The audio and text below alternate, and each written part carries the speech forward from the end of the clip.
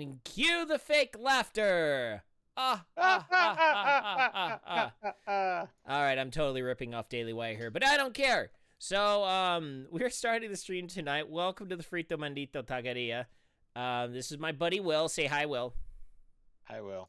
So, what we're doing is, first off, we are, per our usual arrangement, on Friday nights. First off, I'm going AFK to take the dog outside because, all right. Yes. Go for it. Okay, so I have my whole Steam library right here, ready to grab a game, and this is for Rando Saturday nights. This is where I pick a random game from my Steam library. The Epic, I will figure out how to merge my Epic library and Steam libraries into one full account, and so I'll have more games to pull from. Because I'm getting a lot of games on Steam, and I haven't touched any of them. Excuse me one quick second.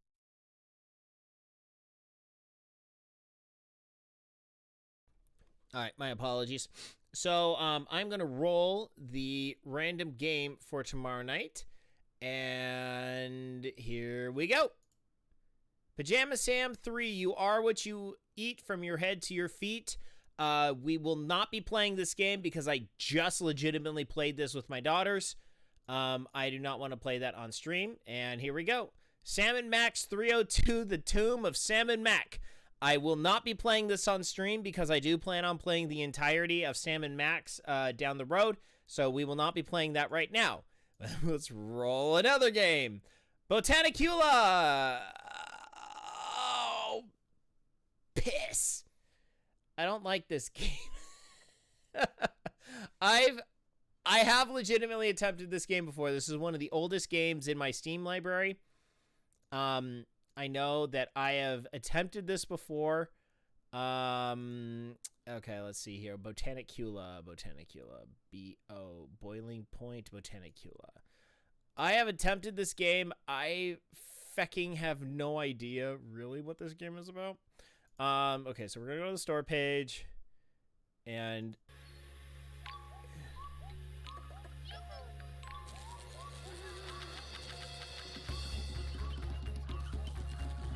it's like a puzzle.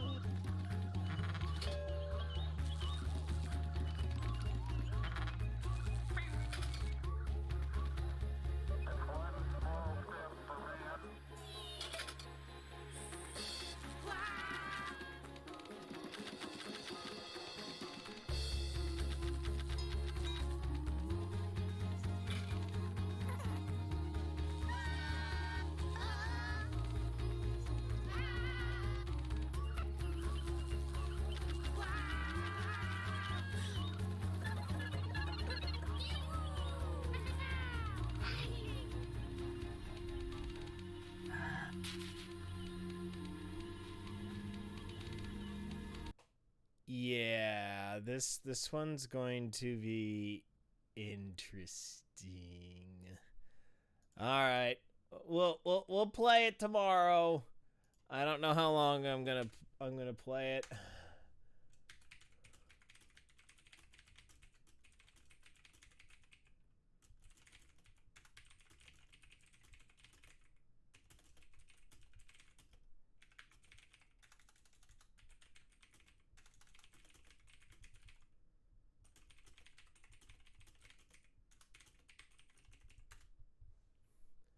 All right.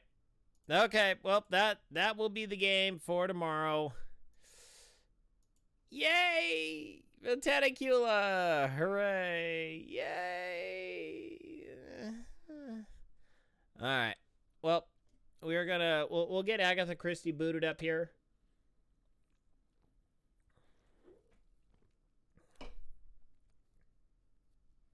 See, does it have Agatha Christie on here? Yep, right here.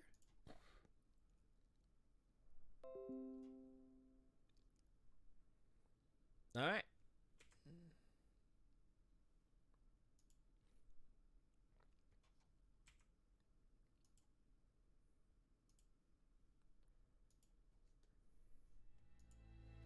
All right.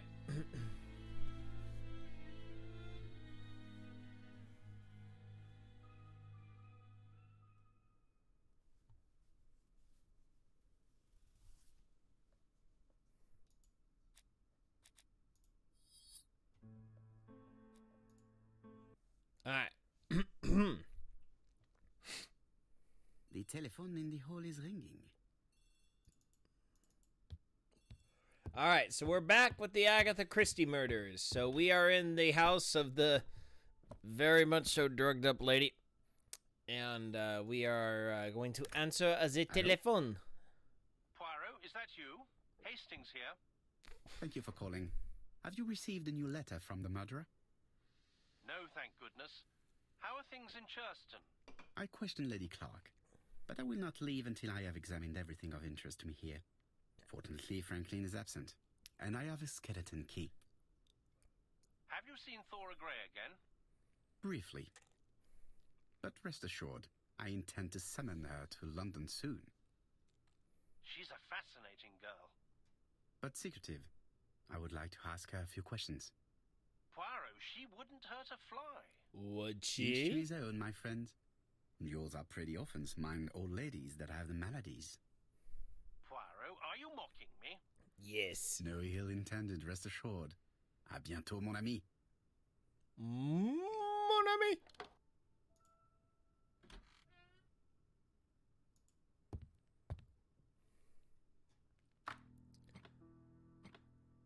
Puzzle time. This plate appears to be able to move. I must need something to continue. Australia.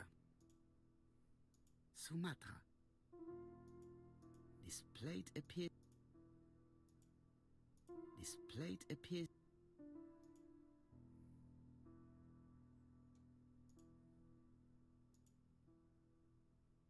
This plate appears to... This plate appears... This plate appears to...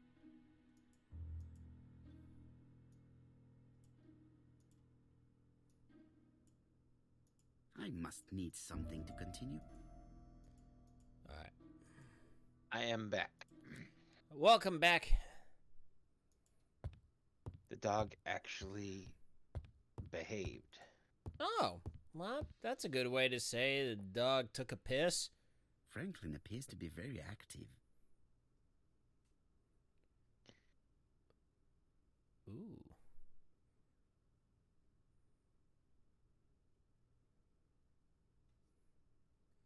I don't see any shoes down there, you Franklin dink. Clark appears to be a typical British gentleman. A good sportsman, a hunter, a traveler. Bullcrap tennis rackets.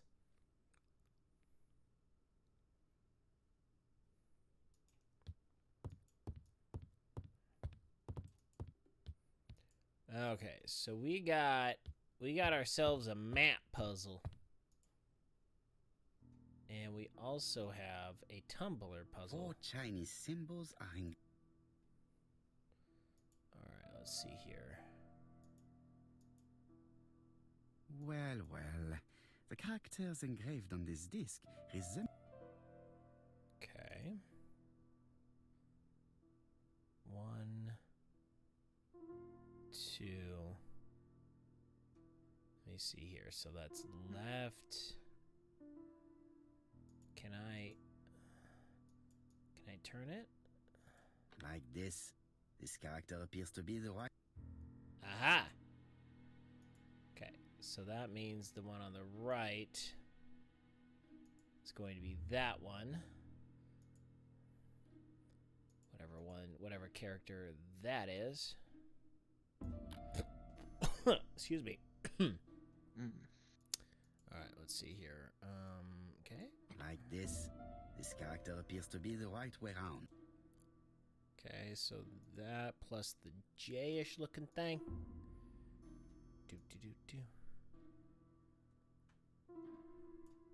I tell you,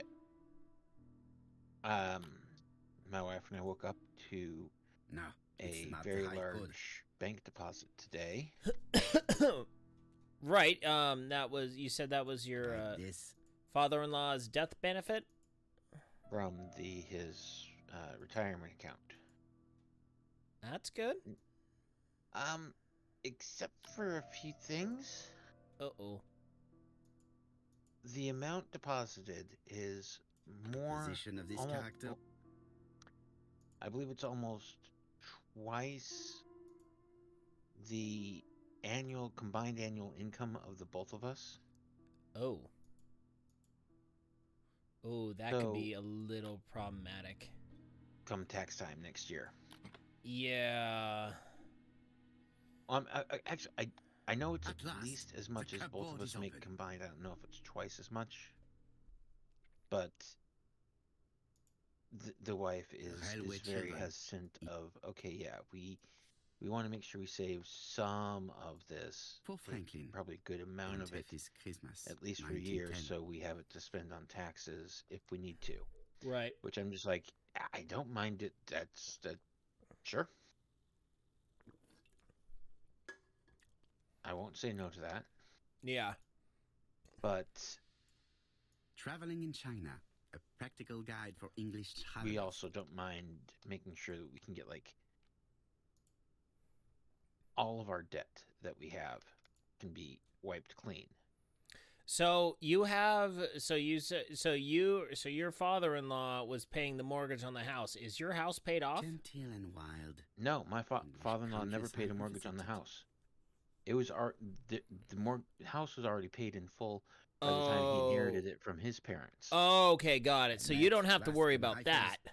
Franklin Yeah. is very well That's a good kept. thing to not have to worry about. You just have to worry about transferring the deed of the house and all that stuff. Yeah, which pretty much is already done.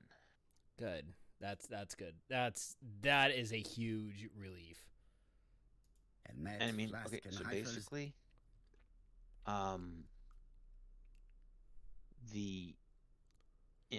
my wife and I figured out, I want to say last weekend or sometime this week, our monthly expenses minus groceries and gas are around 50% of our income, Mm-hmm. monthly income. I mean, maybe a little bit less ish. And This plate our appears to- total debt is about 4 times our monthly income. Oh wow. This plate appears. And This of plate course, appears. with the big deposit we got, we could completely wipe out all of our debt, which would reduce the amount This of, plate appears. what that percentage is This of our plate appears. monthly amount. This plate appears. And so, plate I mean, appears it's to be able going to to be really move, but- interesting to figure out, okay, what do we want to do with all of this? This plate appears. And yeah, This plate Yeah. appears to be able to move. I but know something is blocking it. for a This plate fact appears. I will definitely be in the same This position plate when my appears parents to be pass able to away, move, but something. because I know that This plate appears. they have very very good. Ooh, what's that? Why can't I grab it there?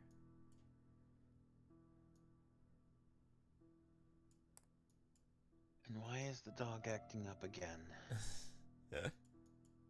South Africa. Yeah, so I just know that I will definitely be in the same kind of dilemma, when my parents pass on, and I know for a fact one thing that I would want to do is immediately pay my house off. Yeah. That would definitely be very much so tempting. The first big thing that I would want to do. This plate appears. Okay, but what is blocking it? Oh shoot. Do I have that in here?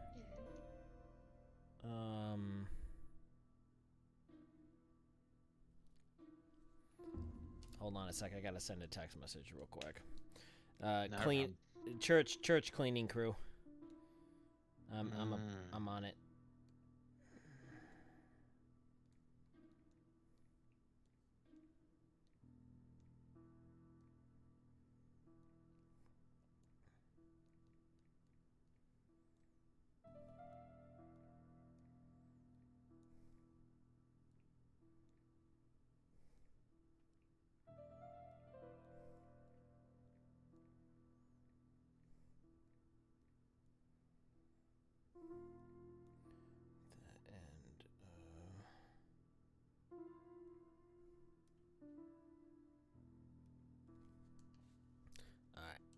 Okay, that takes care of that. Now, Now, onto this puzzle. This is very intriguing This because plate appears I have all of these plates around the edge. I should have something that goes in there. I must need something to continue. Oh, okay. So I don't have what I need to do this yet.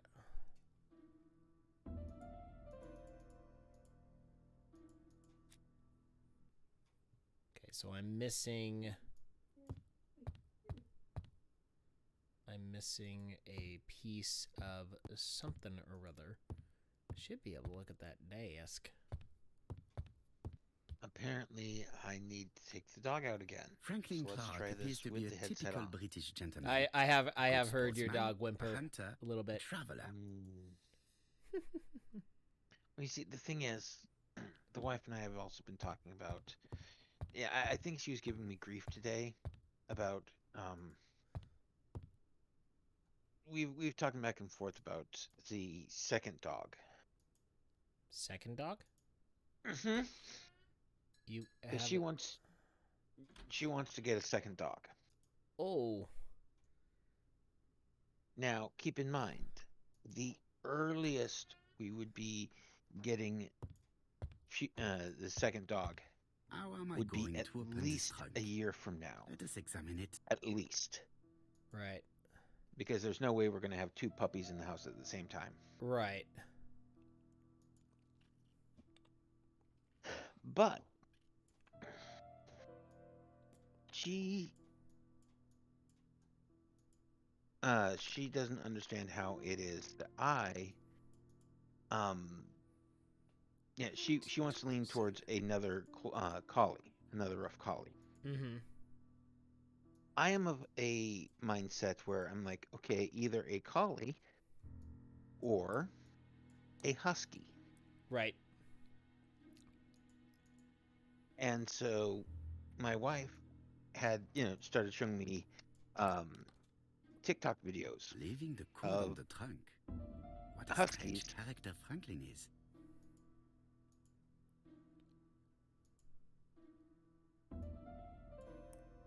Okay, so there's got to be a time somewhere Check on it out. this. Come here.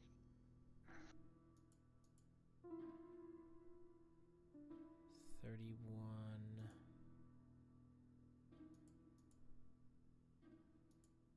5.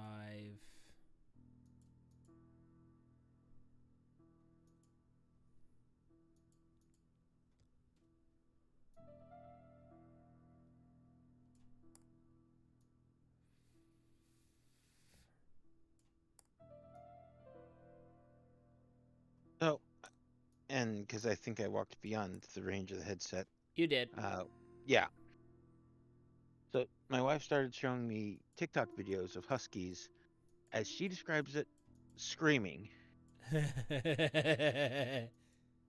because apparently huskies have a reputation for being a very loud breed. Right. And also very energetic. Well, collies are also very energetic. So now I watched all those videos and I was just like, I think it had the opposite effect of what you were wanting it to do. Because, like, now I'm leaning more towards wanting a husky than I did before. Because I describe it as the husky is singing.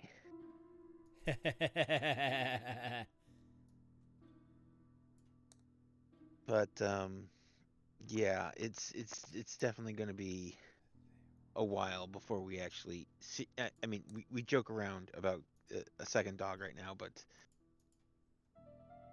in several years' time, we'll be talking about it a little bit more seriously.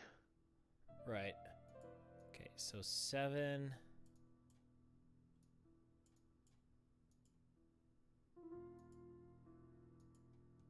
Though you would be proud of me. 720? Yes, why would I be proud of you? Well, because you see, since putting my wife to bed, I have So, played 3 different video games this evening. Wow.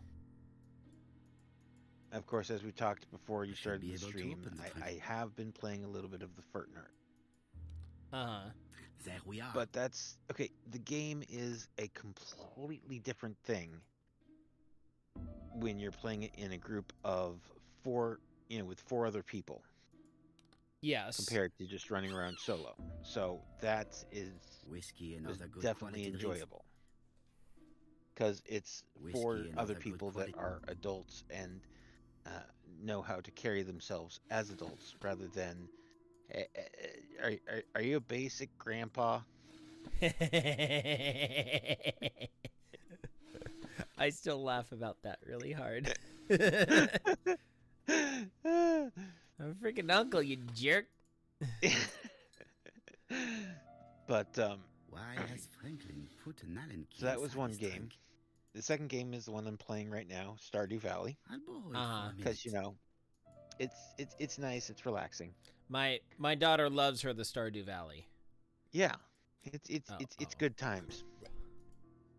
Now, the third game is one that I played a little bit of, and I got past the point in which I was at, and I got to another point, and I'm just like, you know what? I'm just gonna set it aside for right now, because I beat Nisbel. Oh, you did? Yes.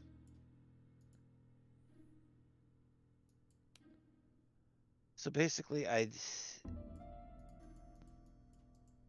didn't have Chrono throw lightning every single time his action came up. Right. I basically would have him throw An Allen lightning, key. It can and be then used in 5 have positions. Robot and Ayla do their dual tech, and then basically everybody drinks two health potions, and then Chrono throws lightning again, lather, rinse, repeat, Right. which worked a whole lot better than just him, Chrono spamming lightning. Yeah, the thing with Chrono Trigger, a lot of the bosses, they are very much so a there's a rhythm An to the Allen bosses. key. Yeah. And then I walked around in the Another prehistoric screw. world for a while, figuring out, okay, what do I do now? Well, And so it's just like, screw it, I'm just gonna go back to the regular time. And apparently I already picked up the Dreamstone. This yes. engraving is not very easy to understand. I don't know where I picked it up. Well, what happens is so the whole reason why you go to Nisbel is because Kino gets Totes jelly that Yeah. you were hanging out with his babe all night, Uh-huh. and he decides to steal your gate key because he thinks it's shiny, it looks important to you, so he wants to be a jerk and steal your thing. I mean, I can't blame him. That is a very Y chromosome thing to do. If I was in his position, I'd have done the same thing. Oh, yeah, no, totally. I totally understand. Oh, you want to be a jerk, don't you, Mr. Puzzle? You totally want to be a jerk.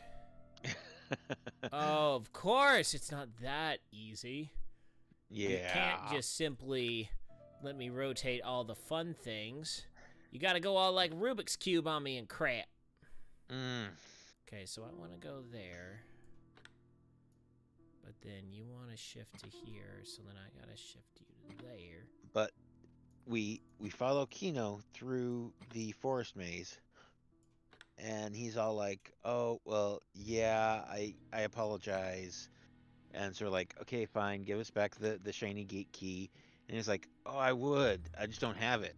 Yeah, I would if I could, but I don't got it no more. It's these And- Russians, man. It's these Russians. Yeah. Oh, that is a movie I need to watch again at some point. It is blocked. Dude, where's my car? Russians. No, that's Be Cool. Was it? Yeah, with Okay, Uma you Thurman know, talking I'm- about the Russians. So there's two movies I need to watch again at some point soon. It's these Russians. We got man. Franklin must Chill, really love his Dabu. We got cockpit places to cabin be. engraving in his trunk. Man, Dabu. I never get to I shoot anybody. never get to kill nobody. Dabu, we got more places to go today. We just need a little bit of that blues guitar. Alright, so we now... A signet And so- ring? A signet ring with a code written on it.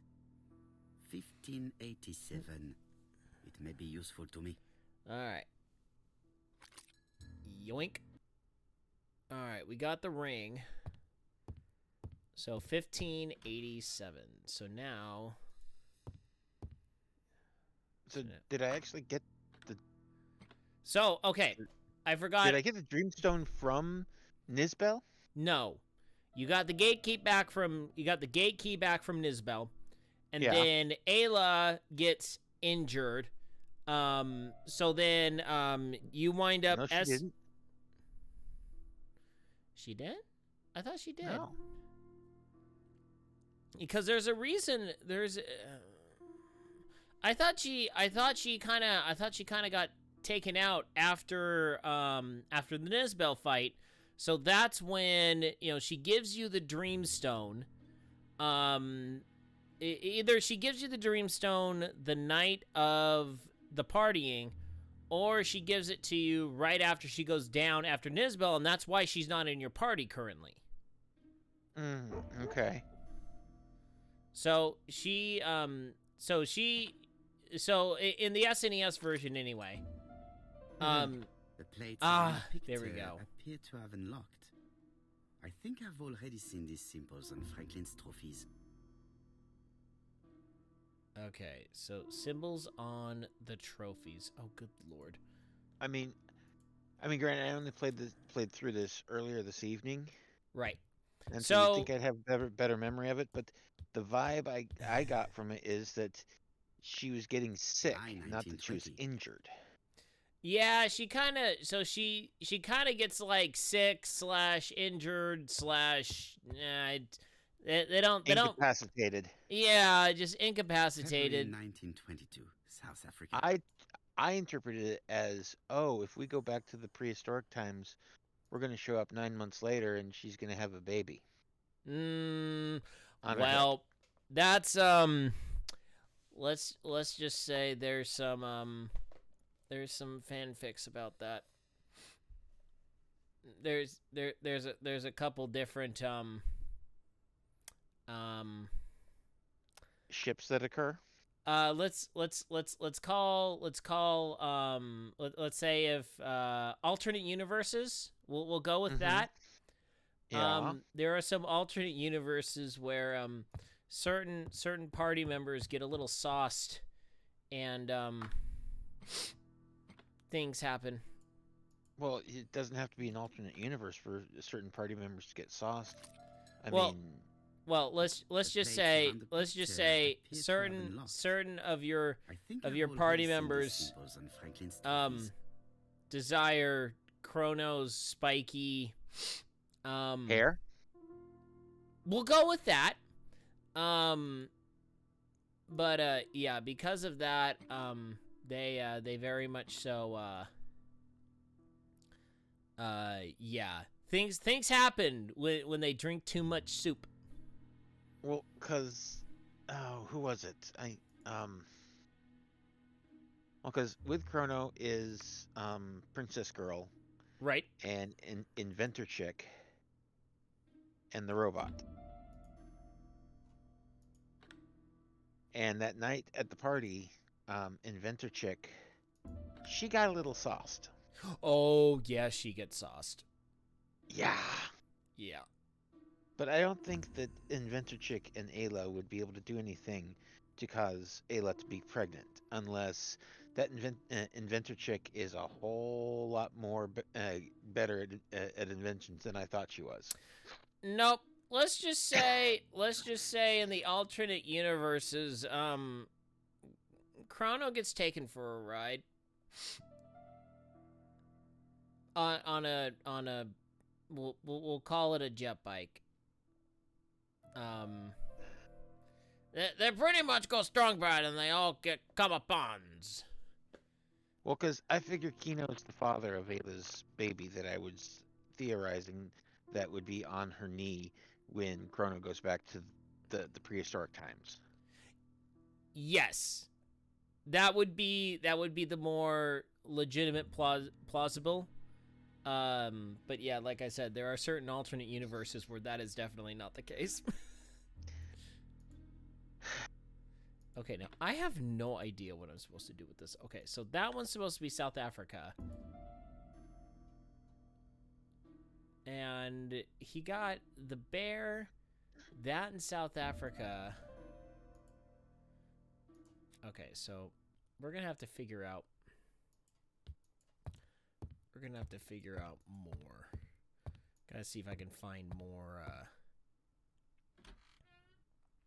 of these. I'm gonna see if I can get this dog inside. I'll be right back. All right, go for it. Okay, so now that one. April 1925, Aceh Province, Sumatra. Okay. So that's in Sumatra.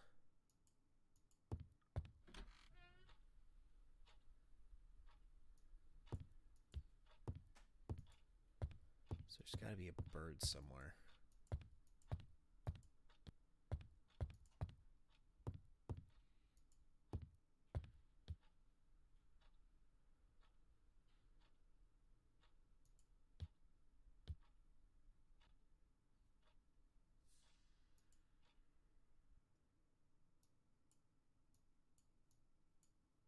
Attention, Franklin. Task list. A. Ordering Lady Clark remedies. Done. B. Tidying up real estate property files. Done. C. Calling the lawyer about inventory. Done. D. Update the E. Update land rent.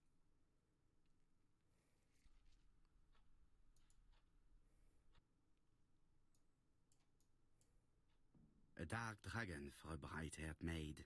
C. So, as I'm walking back through the garage with the dog, my brain immediately jumps to what I was talking about as I was going through taking the dog out, and it was talking about huskies. Uh-huh. So just real quick, the tentative name for the second dog that we would get. Now, keep in mind, our current dog is Clover. The potential name for dog 2 would be Crimson. Ah. Because, those two names just go together very, very well.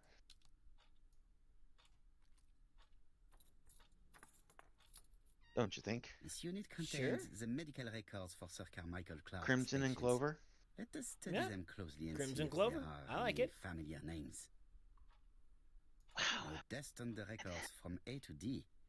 They've been handled. Is there a connection I'm supposed to make that I am definitely not making? Disappointing. Wow. Lots of dust. The records from E to Z have not been touched for years. No names. Disappointing.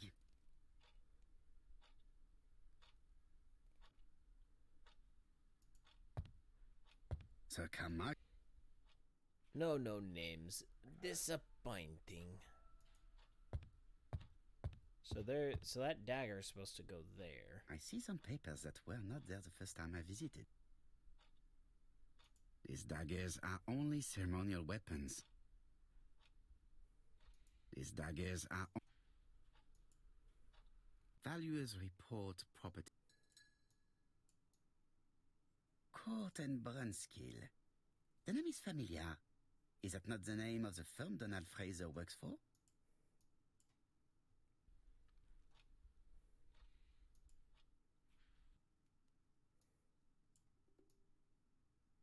Ernest Logan, MD, Brighton Cancer Institute, 201 Dusk Road, Brighton, Sussex. To Sir Carmichael Clark.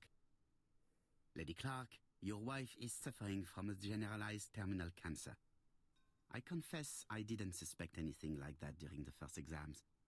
But with the test results I have received today, there is unfortunately no place for that. You've never heard of the song I Crimson estimate and that Glower? Lady Clark's life No. expectancy is no more than 1 year. Not off the top of my head, no. Hospitalization would not help in her case. Wow.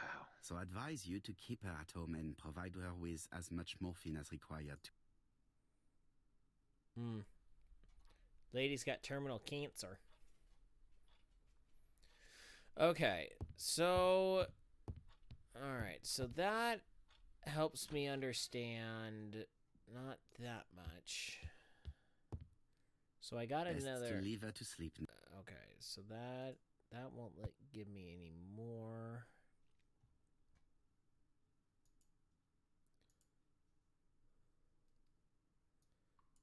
Black Dragon's Curse. The Black Dragon's Curse.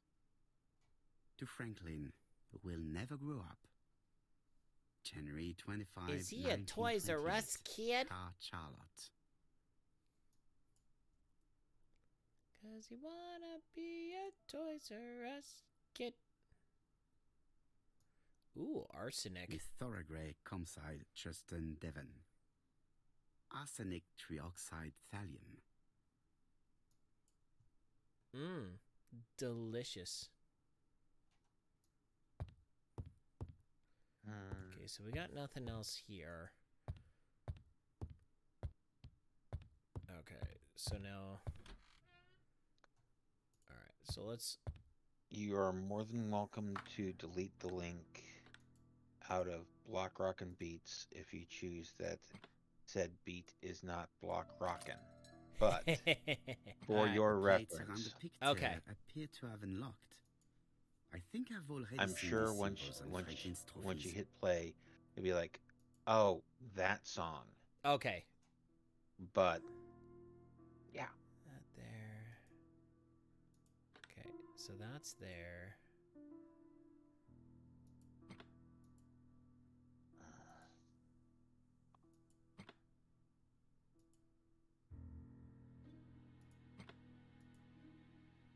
Okay, so that... Oh, no.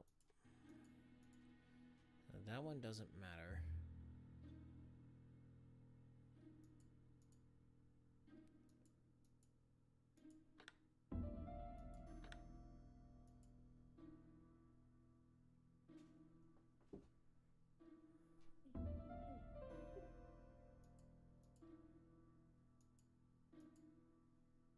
Sumatra. Okay, there's Sumatra. Yeah, so that goes there.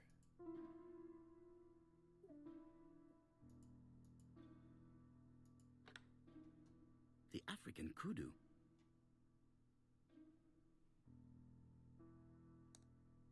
Ah, okay. Okay. I think I see where we're going with South this. Africa. The Lion of Sumatra. Okay, there we go.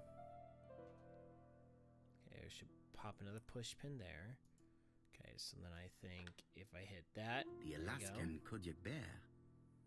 So then that goes there. I heard the sound of a mechanism. Bingo. Strange way of protecting one's safe. Triangulating one's hunting sites on the map. Okay, so now there is a code on the back of this.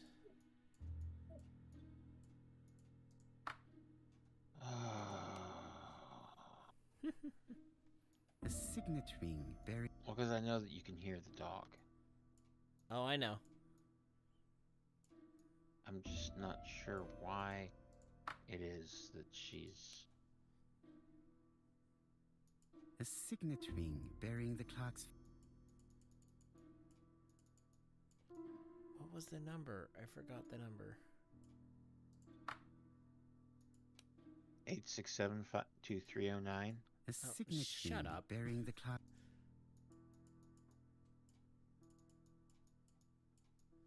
Where the heck was that number? 42? Oh, 1587. There you go. 1587. There you go. 1, 5, 8. Voila! These documents are very likely going to help Voila. me for the rest of the inquiry. Voila! A dozen gold sovereigns. Some shares for the Southern Railway and some treasury bills. This is not worth much, hardly enough to justify a robbery. Charlotte Clark, Comside, Churston, Devon. To Mr. Frank. I wish you with all my heart a happy year 1935. Writing my greeting cards, I have affectionate thoughts for you. Always smiling as a child, sailing to distant countries and bringing back to us trunks full of wonder. At home, everything annoys me, starting with this young Thora Sir Carmichael is so fond of. I have nobody to share my feelings with, so I write to you. How can I tell you what happens to me? Oh. I opened the secret drawer of Carmichael and read a letter not addressed to me. In this letter, Dr. Logan tells my husband in the most direct way the truth he conceals from me. Sir, I know, but my husband doesn't know I know. Please don't tell him. And if he shares the truth with you, act as you are surprised. Carr will probably speak in his usual convolute. It does matter to me that you are aware of what happens in Comside. Sir Carmichael Clark, Comside. Dear Franklin, first, I wish you a good start to a successful new year. I have received your letter dated December. Things go on here much as usual. Charlotte is moderately free from pain. I wish one could say more. You may remember Thora Gray. She is a dear girl and a greater comfort to me that I can. She has an exquisite taste and shares my passion for Chinese art. No daughter could be a closer or... You wrote me you want to stay in China for 1 more year or even longer. I don't object. The longer you stay, the more opportunities you will have to increase our collection. Nonetheless, you should know that we miss you here, and that Charlotte will be gone. I am, dear Franklin, your truly affectionate brother. Okay, Eton that's from College his School bro. year 1912-1913. School report for Franklin Clark. According... Lack discipline. Alright. Okay, so that clears that out. Inspect the mansion's surroundings. So we are going to go outside now. Come on, Pro. Come on. I am not going to leave Okay. That'd be a Gigantor, never mind. Oh. Those surroundings.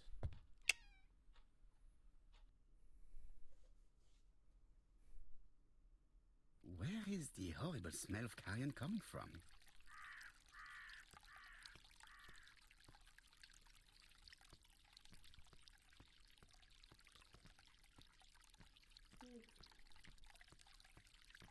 Oh boy. A hedge maze. This fountain makes a very relaxing sound. Why is it misting? Because This wisteria is in full Reasons? bloom.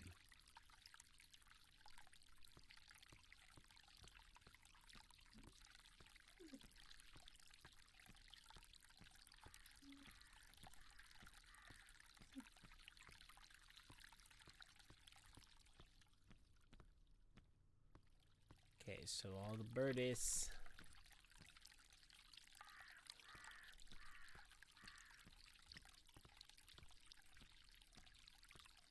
Okay, come on, Perot. Over here, boy. Here, buddy. I would like to congratulate Clark's gardener. What symmetry. It's amazing what you can do with 3D computer generated art. Oh, let's go over here.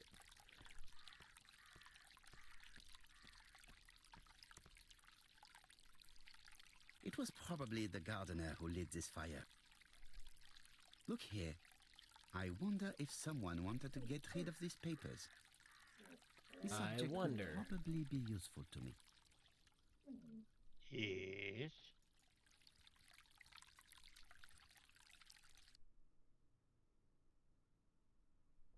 I wonder if the dog just wants attention. No. But Dogs never want attention, silly.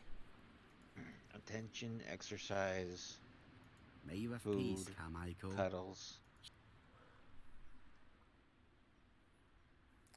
Yeah, doggies want all the things.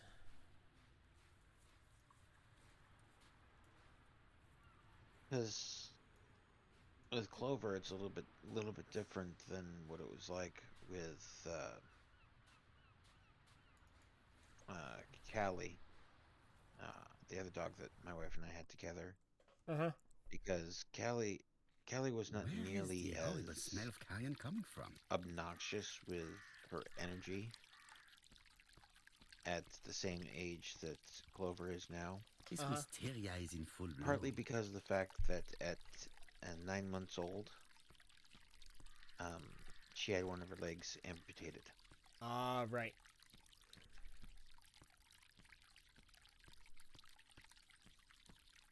Hold on. Okay, is there something we can do? This wisteria. And it's a little bit different than This wisteria. what it was like for Gretchen's first dog, also a rough collie named Ernie, because my wife got This sounds Ernie try to when get rid of the. she was 3 years old. Uh-huh. And so usually you think, puppies are full of energy. My wife at that age, having a new puppy and being very, very young herself, tired the dog out to the point where the dog would go and hide to try to get some sleep. And apparently my wife would go and find her and, want to play, try to wake up the dog to play more. Right.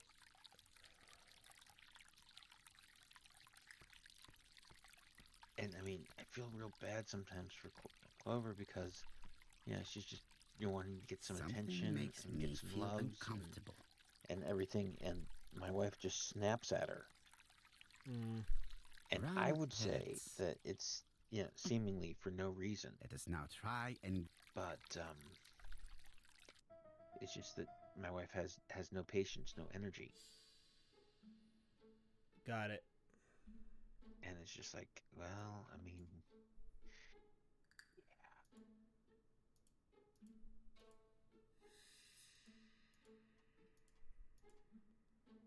Let's see here. Why did Thora leave personal belongings at Combside? So that's down there.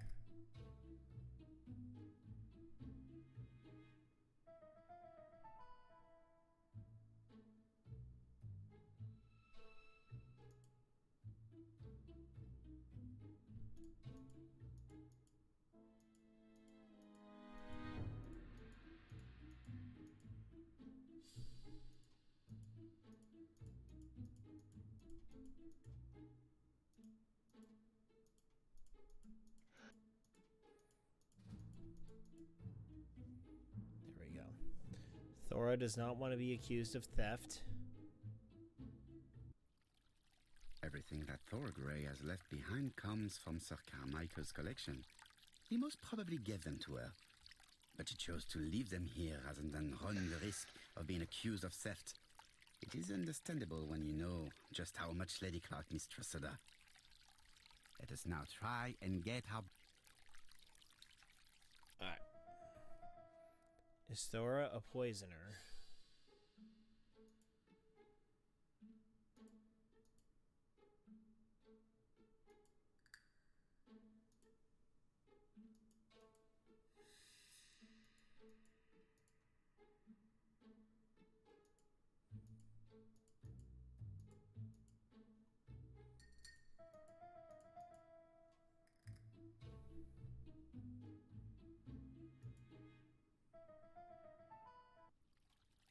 Thorgray had no reason to kill someone who only had few months left to live.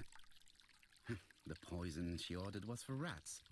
The gardener must have made good use of it, considering the stinking remains on the path not far from the property. I've finished here. Brown pellet. Revolting. The gardener does not follow the alignment. There, that's I better. think I may have just made a mistake in this game of Stardew There, Valley. that's better. There, that's... I've got a large field of crops that I would need to water every day. Yet, I just handed over my watering can to, get upgraded. Yeah. That's always a fun thing. Then there's like, dang it. I need like a whole day to get it upgraded. Dang it. Usually more than a day. Yeah. No, you're right. Alright. I must put the skeleton key back and inform Hastings that I'm returning to London. Oh, crap. Where did I get the skeleton key from? I don't remember. Did I get it from upstairs? Best to leave. Or was it here?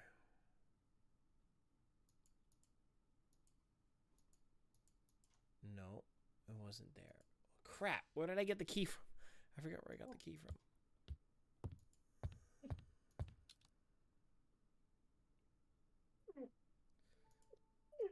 Alright, is this... Maybe if I look at the key, it'll... Okay, I The think skeleton I key need would be very to useful for opening the locks I have.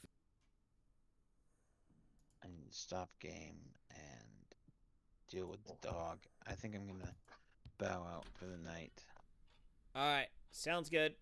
Hey, thanks for hanging out tonight, Will. Talk to you later. Of course. Yeah.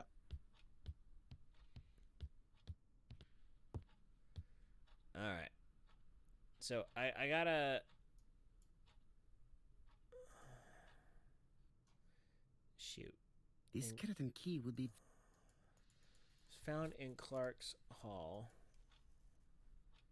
Where do I want to put it back, though? Sorry, I got something bugging my ear. This unit contains the medical records for Sir Carmichael.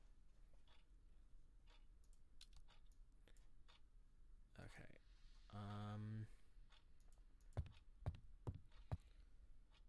Where the heck does this thing go?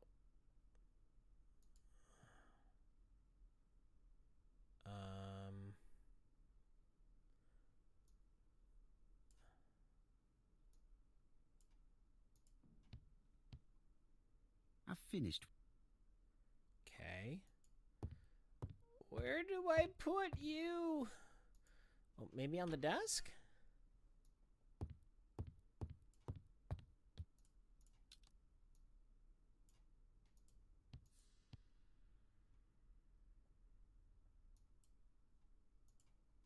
No, not you.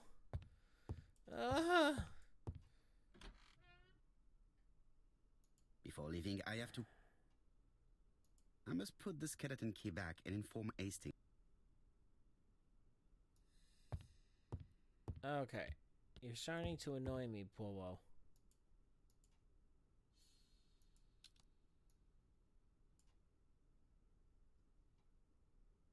Okay, I'm in...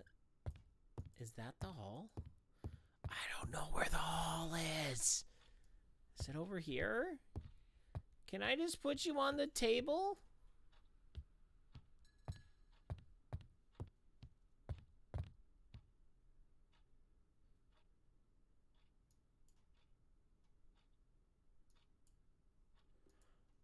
Where do I put you?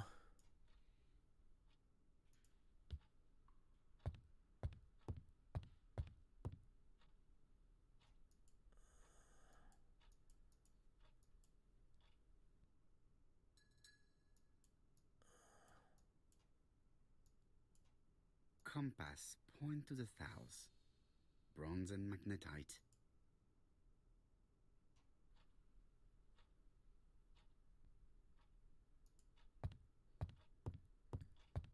There are some...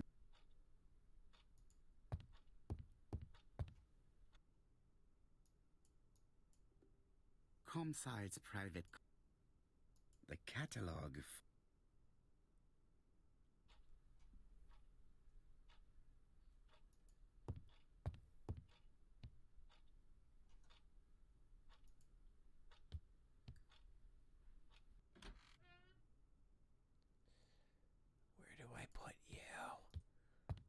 don't know where to put you.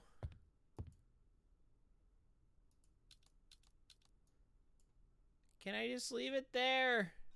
Okay. All right. That's it. This is ridiculous. I don't know.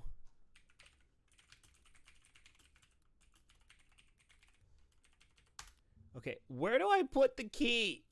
Of all the things I have to refer to a gosh darn thing, I'm really annoyed here. Okay, Betty's workplace. There's that. Okay, there's that. Give Lady Clark the injection. Done all that. Done all that.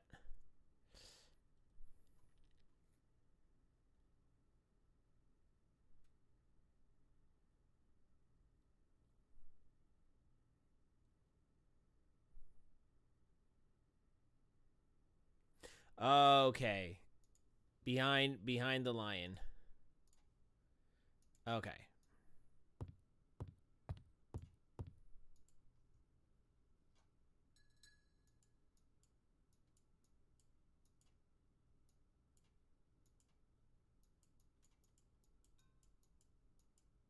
April 9.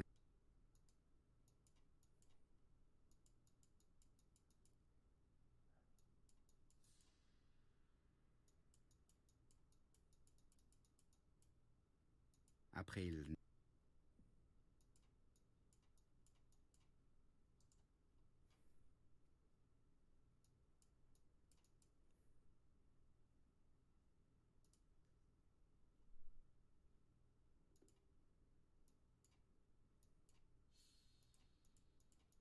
Where's the...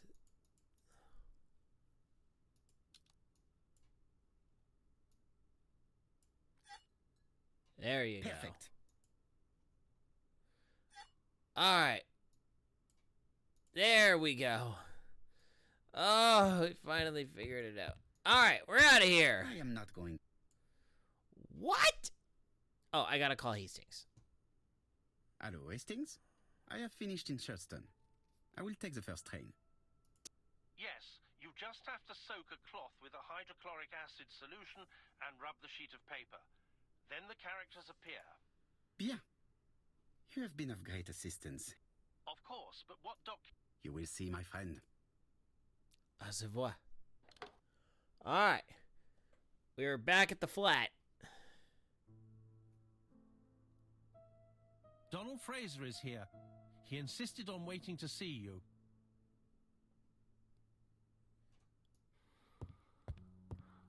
What up, buddy?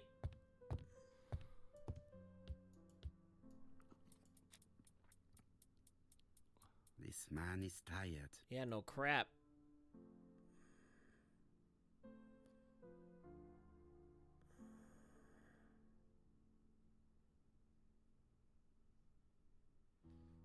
Doesn't looks Don't have this short of sleep.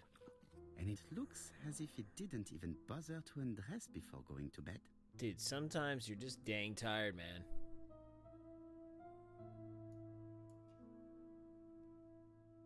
Mr. Parrow, I don't know why I'm here.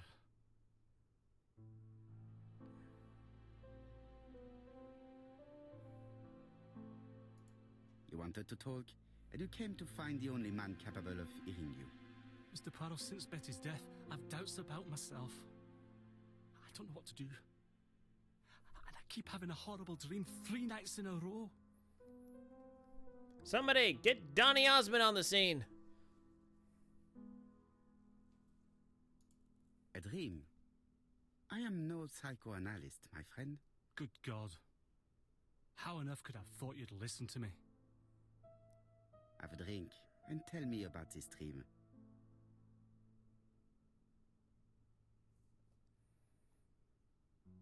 It's always the same. I'm on the beach with Betty. I grab her round the throat, and I squeeze, and squeeze until she's dead. Her head falls back. Have you seen Megan Barnard recently? Yes, our grief has brought us together. I never really knew her before. She's really quite a remarkable girl. But I would never tell her about my dream. Why not? Is it her you are attacking in your dream? No, it's Betty. And once Betty is dead, it's Megan's face that appears in its place. Very interesting. Let us now try and get our brand.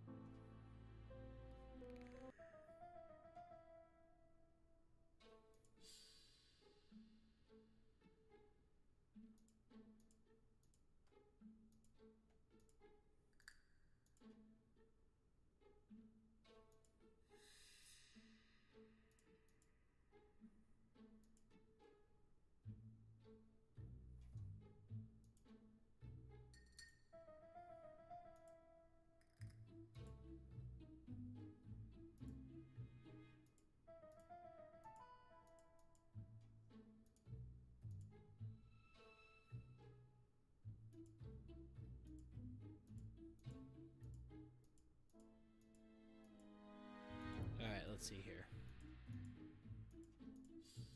Gonna brute force this one.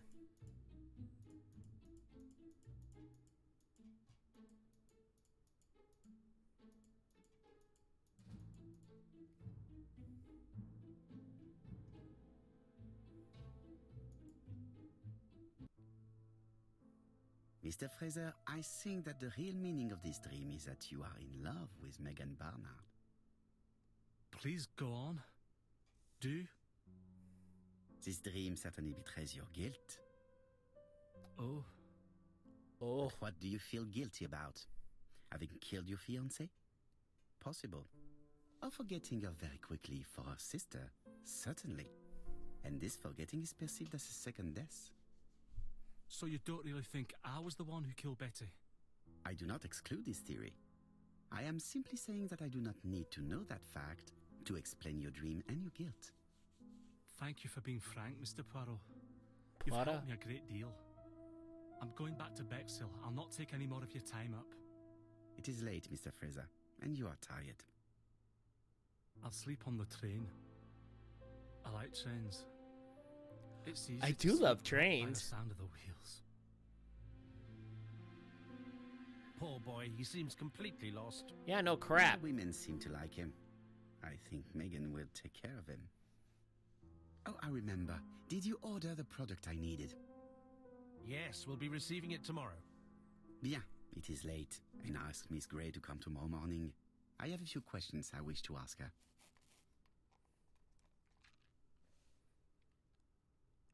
All right. Mademoiselle, I asked you here in order to answer a very important question.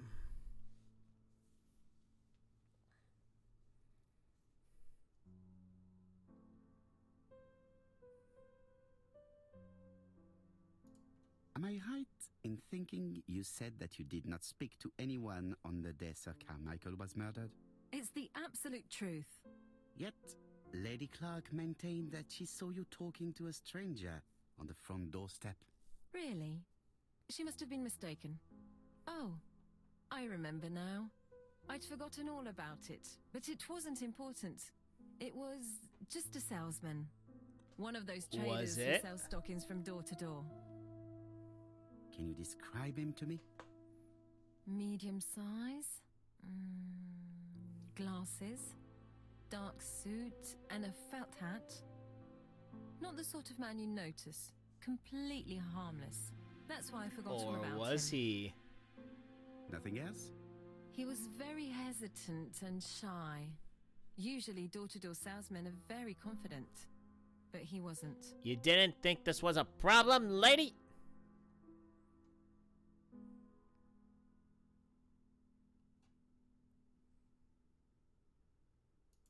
You also forgot to tell me that you had been fired. You never asked me. It was Franklin who led you to believe that I left voluntarily. He's more chivalrous than you. Ouch. I don't wish to lie. Lady Clark did not appreciate my presence. And Franklin cannot go against the wishes of a sick lady. He is a good man. And he worries a great deal about his sister-in-law. I noticed that you left some personal belongings behind at Churston.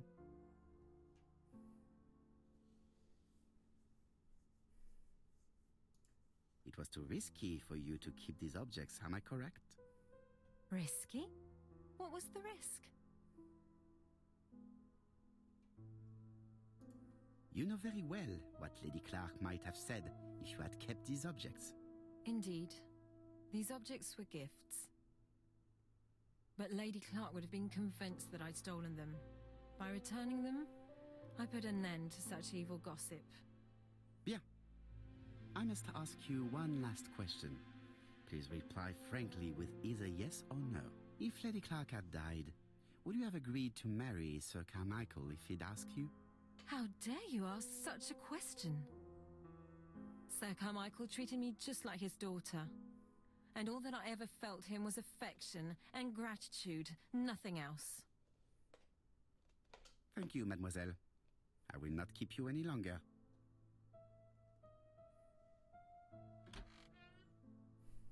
I met Thora Grey on the stairs. Her cheeks were ablaze, and she appeared to be deeply hurt. Poirot, have you offended the poor girl again? Do you have good reasons for accusing her? I accused her of nothing, Hastings. I simply asked her an important question she did not answer. Let us see if we can answer it for her. Oof. Let us now try and get our brain cells to work.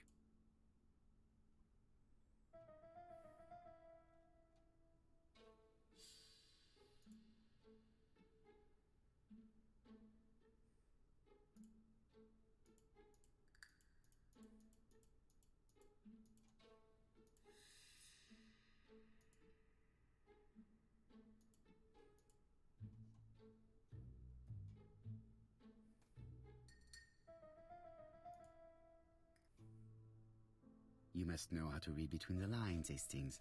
When Sir Carmichael refers to paternal affection, he's lying to himself. Read this engraving on the brooch.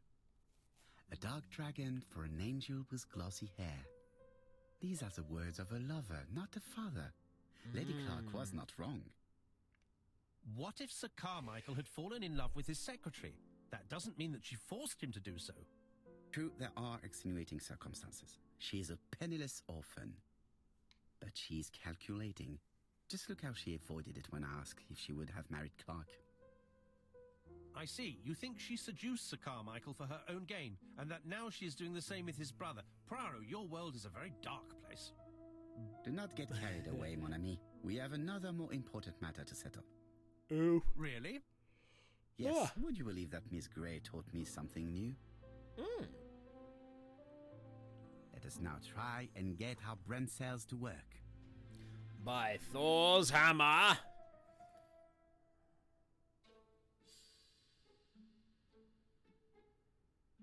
Let's see here.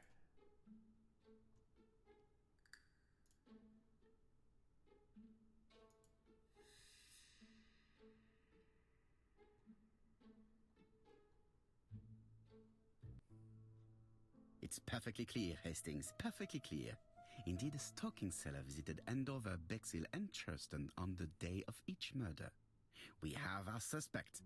This should be of interest to Job.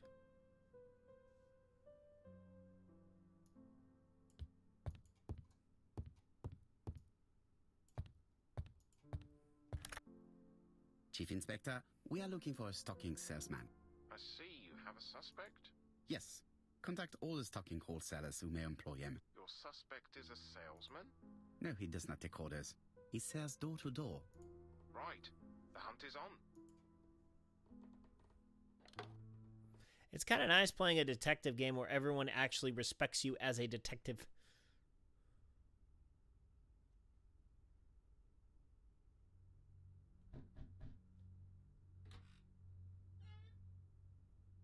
Are you leaving, Mr. Cust? Yes, I'm going to Cheltenham. You shouldn't travel today. You don't look very well. I have to. I have engagements. I must respect them. Must respect the engagements.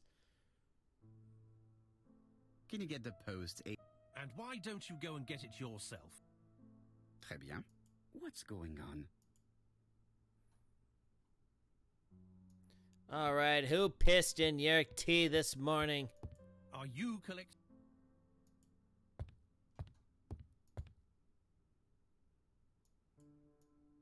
Poor Mr. Poirot. I'm quite sorry for you. If at first you don't succeed, try again. We've a long way to go still. Typery? No, that comes later. Letter T.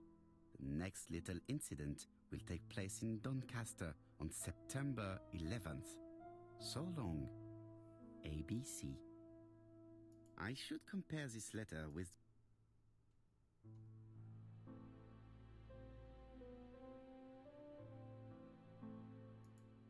It is not the right time.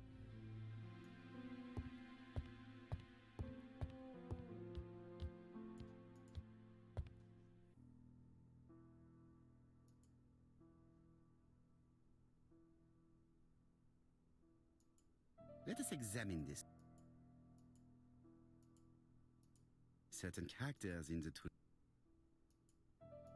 Yes, this Yes, the I have to find some other similar defects to Yes, That's right. I have to find some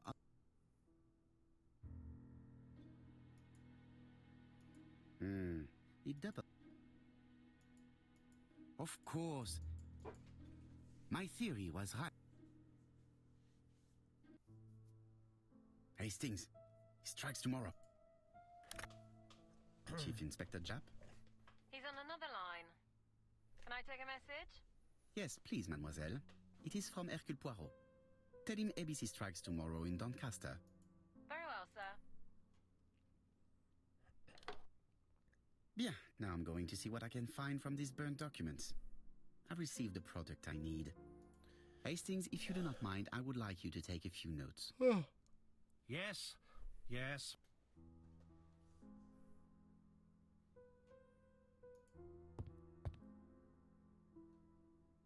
Royal, mathematical, and statistical. It's highly probable.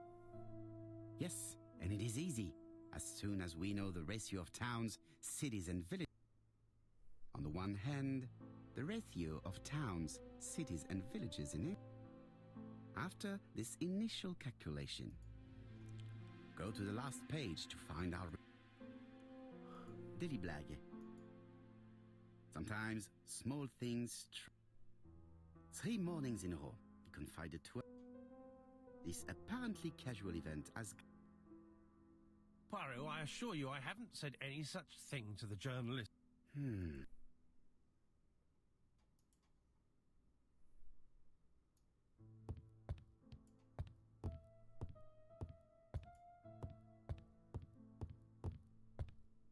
Now, down to work.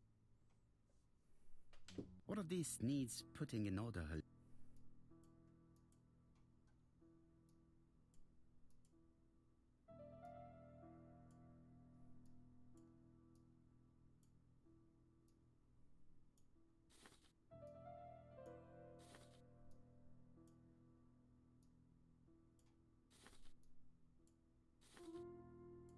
This page is finished.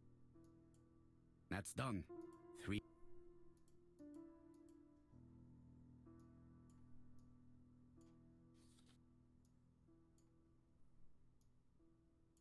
This piece should be placed here.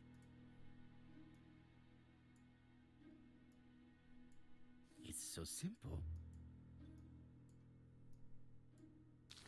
That's why you gotta go all complicated This page is finished. whenever you decide to tear up And your that's 2 documents. This page will be reconstructed. It's so simple. It's so simple. The files are in the computer. This page is finished. Only one more.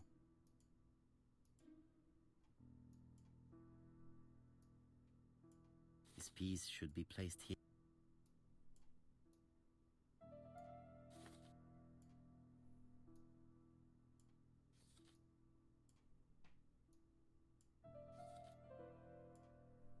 Come on.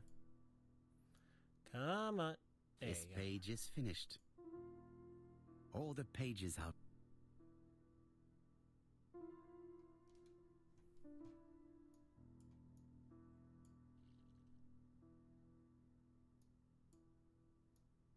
The cloth is now so...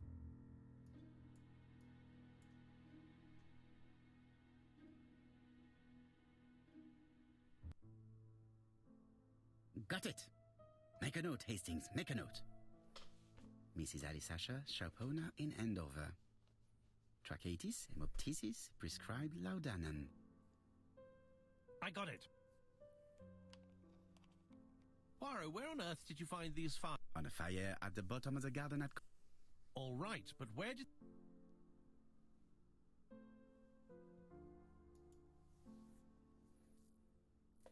Alice Asher, shopkeeper in Andover. Tracheitis, hemoptysis, chronic cough with lot. Betty Barnard, waitress in Bexhill. Chronic bronchitis. Alexander Bonaparte Cust. War wounded, mustard gas and head trauma. Pulmonary emphysema. Dick Dudley Dunbar, owner of the Black Swan Hotel in Doncaster. Let us now try... That's the Moidua.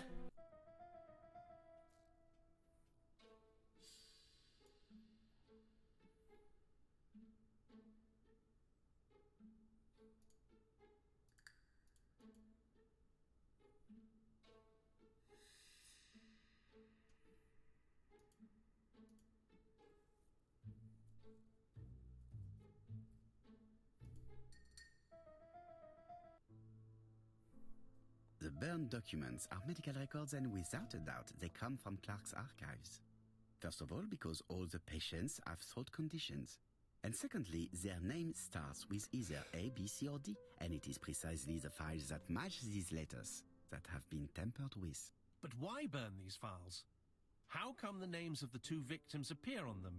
And who are the two other patients? These are very good questions. Excuse me.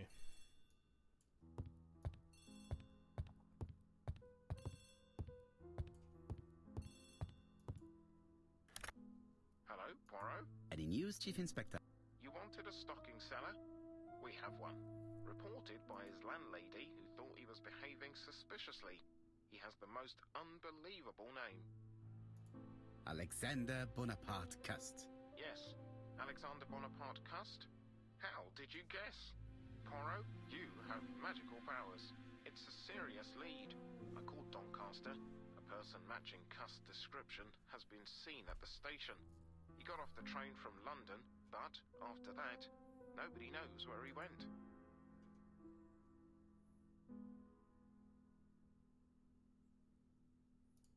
Look for him at the Black Swan Hotel. What? How do you know he's there? Trust me, Chief Inspector. You appear to be very sure of yourself. Very well. I'll call the Black Swan straight away. The owner is going to get a shock when he learns that there's a murderer under his roof. Chief Inspector, I would rather call myself. As you wish. Please go ahead. Hello, the Black Swan. Speaking. Dick Dudley Dunbar. How can I help you? Is there Mr. Cust among your guests? He arrived today. Shall I call him for you? No, it is you I wish to speak with. But who is this Cust? A murderer. A murderer? Under my roof? It's not possible. Do you think that Cust might be dangerous? Oh, I do hope you're wrong. He seems so harmless, you know. Oh, yes. Do not be fooled. He has already killed 3 people, and you are next. A murderer? Dunbar. Dunbar has had malaise. That's all we needed. I'm calling the... Hello, Poirot. We have some good news. The police in Doncaster have caught our man at the Black Swan Hotel. How is the hotel owner? He had a heart attack. He was... Oh no. It is my fault. Come on, Poirot.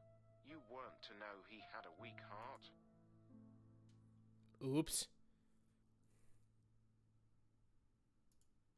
No, of course.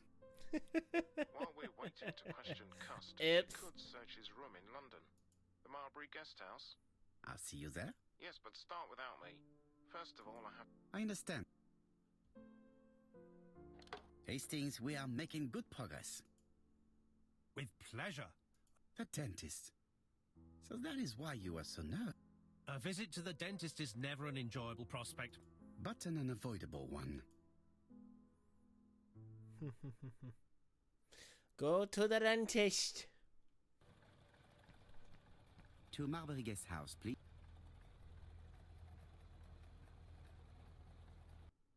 Oh, Captain, my Captain. Hey, what's up, Salty? How you doing? Oh. Just coming in to see my favorite episode of Agatha Christie's The ABC Murders. Don't mind me. So we have caught Sir ABC. But we did? You must be Darn. Mr. Okay. well, they did, Chief Inspector but Jupp we told me still that you need might be coming. to, button everything up and actually, make sure that we put this guy behind bars. Madame, you may be of valuable help to me. It would be my pleasure to help you. Will there be some journalists there as well? I think Oh, dear. you might even be interviewed. You are key witness. I've suspected him for some time, but he appeared so harmless. Oh yes, sometimes he got angry and waved his arms about. But even then, he wasn't frightening. And he was as gentle as a lamb again immediately afterwards. It was only this morning that I understood. He told me he was going to Cheltenham, but my daughter saw him at Euston Station. It's not the right station. To get to Cheltenham, you have to take the train from Paddington. So many And words. what's more, Mr. Cuss left So behind many an ABC with words. Doncaster underlined. As you can imagine, when I saw that, My I ADHD called just Scotland went off Yard. the top. One moment, please. How did you know that Cust had underlined Doncaster in his railway guide? I went and had a look in his room. I see. Do you make a habit of searching through your lodger's belongings? Well, what are you going to do later? I bet you're going to poke around his room too. Tell me, did you have any other reason to suspect Mr. Cust? He's Anyway, rather queer. He talks to himself. He has a bad cough because of the war, he says. And then he was in Churston when that millionaire got murdered. I found Dun, his dun, train dun. ticket when I washed his coat. He didn't want me to wash his shirt. He washed it himself. But I did see big brown stains on it. Do you think it was blood? It might have been. Cust used to travel for his work. Is that correct? Yes, although he was unwell on trains. Do you know where Cust was at the time of the murder in Andover and Bexhill? On June the 21st and July the 25th? No idea. But surely you keep a register. It won't do you much good. Mr. Cuss rents his room for the year. If he goes away for a few days, I have no reason to make a note of it. Eh? I remember one thing. Bexer's by the sea, right? Indeed, it is a large seaside resort. Well, as it happens, at the start of July, Mr. Cast asked me to repair his bathing dress. Suspicious, huh? Bathing dress. Very interesting. Please continue. I also forgot to say that he started buying newspapers that talked about the case. Which newspapers? The evening ones and the daily ones. That will be all for now. I'm going to take a look at his room. Take the key on the counter. Now I'm going to do Going to take a look at exactly his what room. you accused me of doing. I don't think my register will help you.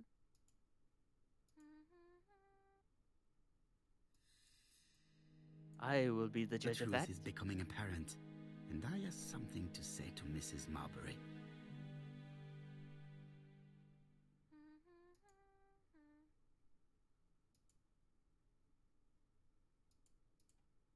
I have something to... Aw, so soon?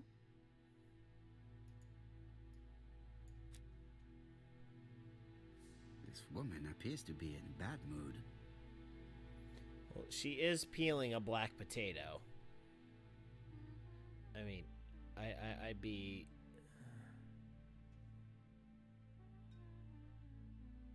Mrs. Marbury is taking out her bad mood on the evening meal's potato. What did that potato ever do to you? More than you will ever Mrs. know. Marbury, if I am to believe the register, you rented room 306 to a certain Mr. Fishman on the day of the Bexley murder. Room 306 is Cust's room. Can you explain yourself? If I did, it was because Mr. Cust wasn't here. What about it?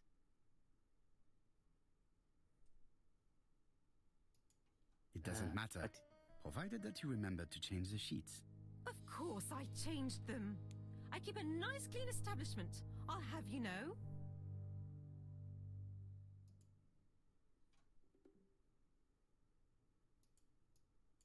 Don't forget to... Don't forget to show yourself to the door. Yes. In a minute. Oh, you know me so well.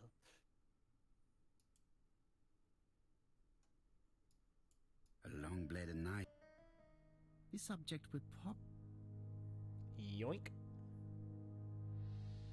It's an ABC. Cast is parsimonious. He keeps his pencils and sharpens them until there is nothing left. It is clear that he did not grow up in luxury. Oh. I We're trying have to just get go the through ribbon. it as fast as possible. How I'm am I going assuming. to do it?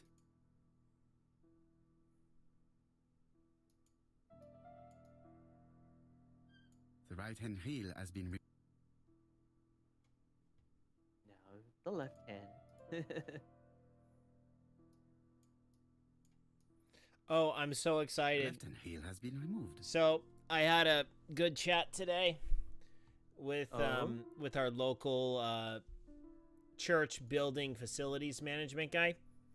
Yes. Something is blocking the... And I will openly admit there was a couple times I did kind of want to smack him on this topic.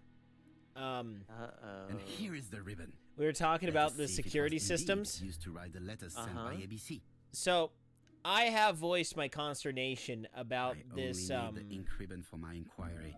I will let Jack clean the keyboard if he wishes. I've been certainly annoyed with my with our local security system. Oh.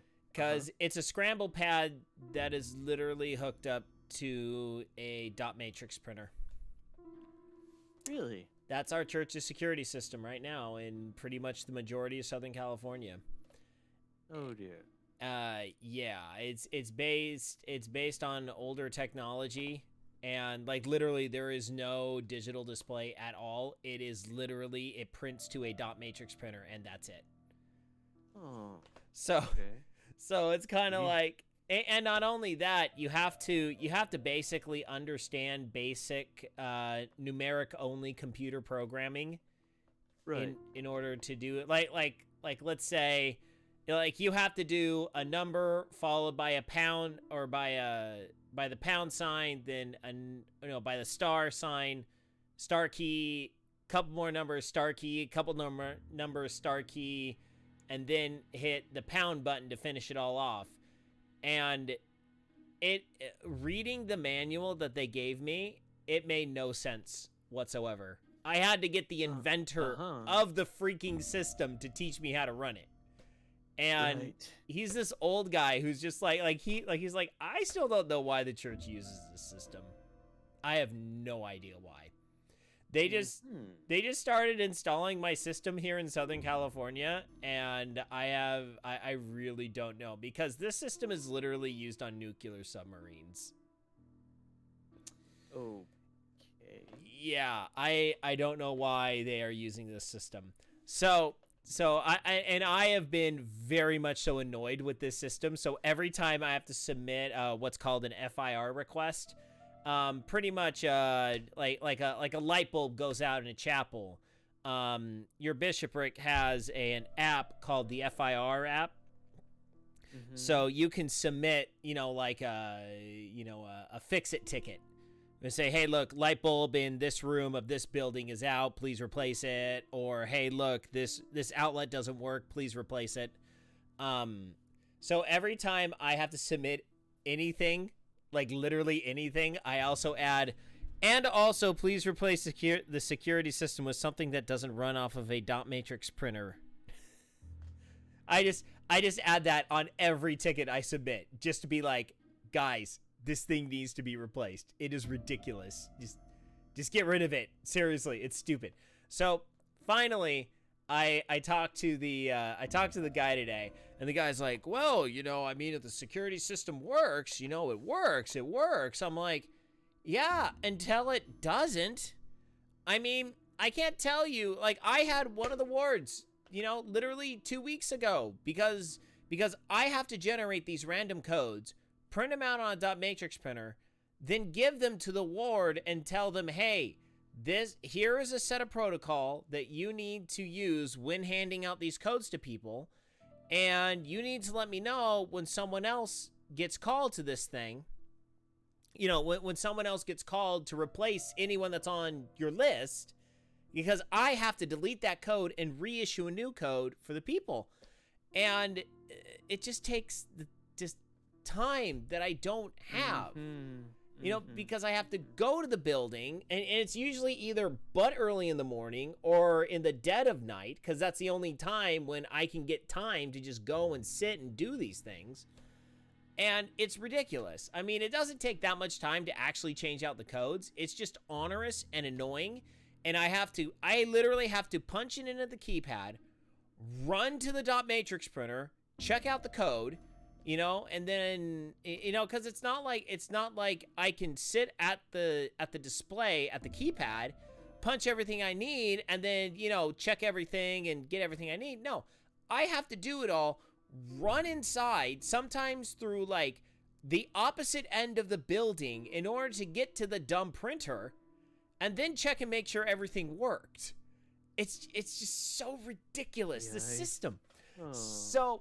So finally, I kind of had it out with the guy today, and I'm just like, look, this thing, I mean, I will openly admit, the system does work, but I'm the only guy in this entire state that actually understands how this system works. And and he goes, well, no, and I said, I don't know how many other people have the skill set that I do in order to, comprehend what's going on here. It took me a whole hour and a half with the guy who invented the system to understand this thing. And I have an advanced degree. I have a master's in civil engineering. And it took an hour and a half with the guy who invented it in order to understand this thing. And he goes, well, not to demean you in any way, but this thing is used all throughout Southern California. I was like, yeah. And do you know what the state of this system was when I got here? Some of the buildings had nearly 500 to 600 separate codes created for that building. That should never be happening, ever. So that shows the person before me, and quite frankly, probably the person before that, and probably the person before that too, had no idea what they were doing. And they probably basically knew how to create a code, and that was it. Or they just mass created like 600 codes and just gave them to a ward and said, here you go, have fun. And they haven't been changed out in decades, up until the point that I got in. And I forced everyone to change out their codes because I'm like, no, this is a huge security concern. Having hundreds of codes just floating around. I mean, you wouldn't want hundreds of keys floating around. No, it was ridiculous. But anyway, long story short, which has already been long. I apologize. Yep. So, but don't worry, it's just me, so you're good. Right. Yeah, because there's no one in chat right now. Unless there's people lurking. Hey, lurkers, how you doing? You're mostly bots, but whatever. You know how to get into our church. Congratulations. Well, I haven't given any legitimate codes to get into churches. No, you haven't. But it's kind of funny because Yeah, it's a ridiculous system. It sounds like we did, but no. Anyway. No. So essentially the guy said that, well, they're pioneering a new security system where essentially you have a phone app that is programmed to, it's your phone will act as like an RFID card. So then you can tap it to a sensor and it'll let you in the building. I'm just like, yes. Oh, do it tomorrow. Can you come tomorrow? I could be here tomorrow. Let's put this in. Let's go. This is what I want. And he goes, well, we gotta get a verbal commitment from the stake first that they're gonna not use keys anymore to enter the building. Okay, done. Like done. I will make that happen easily. That could very easily happen if that means abandoning this garbage, old, antiquated system. I will do what I need to do to change out the security system. You have no idea how far I am willing to go, how annoying I can become to my stake presidency to make this happen. Oh, don't do that. Oh no, the stake presidency already knows how much I hate this security system. And I've pulled up the wall. Well, the thing is though, they know that I know my stuff in terms of electronics and things of that nature, because they've seen my body of work during the entirety of COVID, and they know very much so that I know what I'm talking about. They very much so respect my opinion when it comes to technology, and I'm just like, I have been telling the stake presidency, I was like, guys, we need to get away from this system because I'm able to figure this crap out. I realistically, there's probably maybe 3 other people in the stake that I know of that can understand how to use this system and that would understand how to properly maintain this system. So, yeah. So if we go to this new system, you can access it from a computer, mobile phone, a tablet. I can quarterback everything literally from here in the taqueria.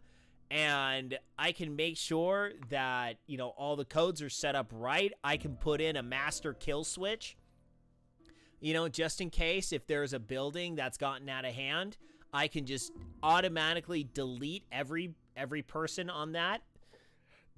I mean, I can have full control over all the buildings from the comfort of my own home.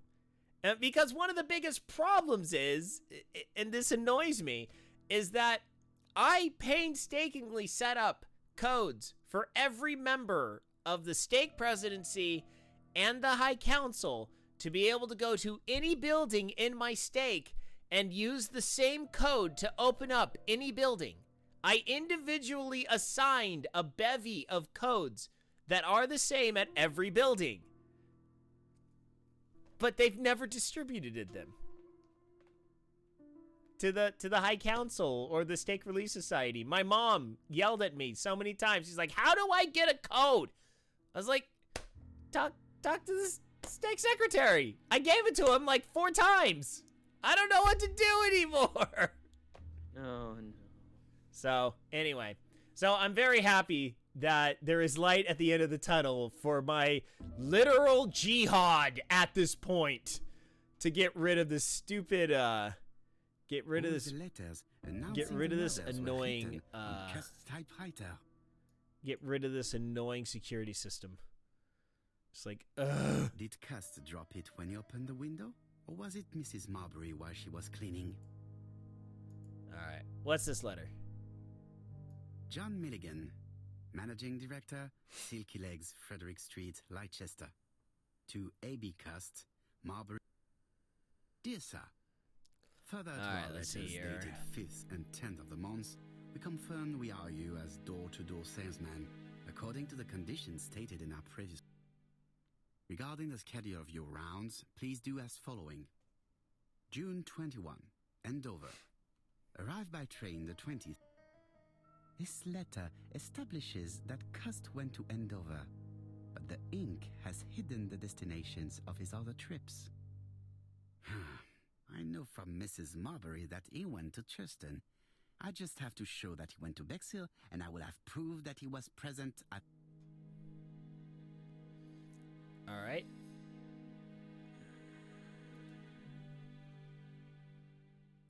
ABC guys, enough to sign about a dozen murders. It's closed. Can I open it? It's closed. I wanna ABC open guy. it. It's closed. I want to open it, closed. Powo. Oh. This knife is very useful. Who knows? Maybe it never cut anything other than string. Who knows? Stockings.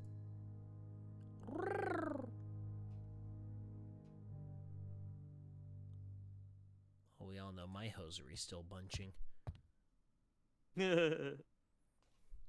That's an old Ben Savage line from Wonder Years. The Bexhill daily No. paper. Yes, Dated from Wonder the day Years. of the Bexhill murder. Most probably the bathing dress repaired by Mrs. Marbury's expert hands. Bathing dress. All the main articles referring to the ABC case are here, from the Churston murder onwards.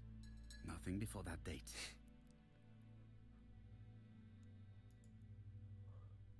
Trousers, white shirts. Does he have fighting trousers?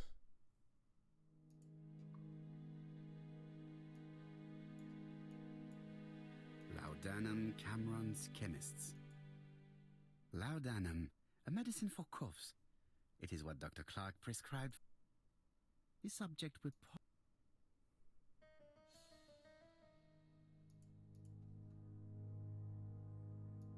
Sedative. Barbituric acid, Johnson Company. I know this medicine. It is a powerful sedative. The subject would probably be useful. Well, better than finding a powerful laxative on the shelf, am I right?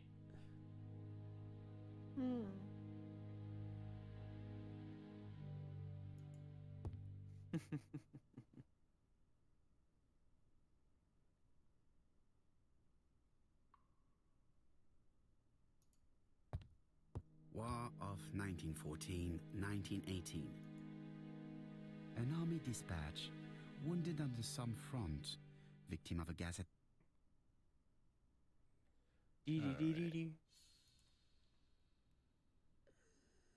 How hopeful.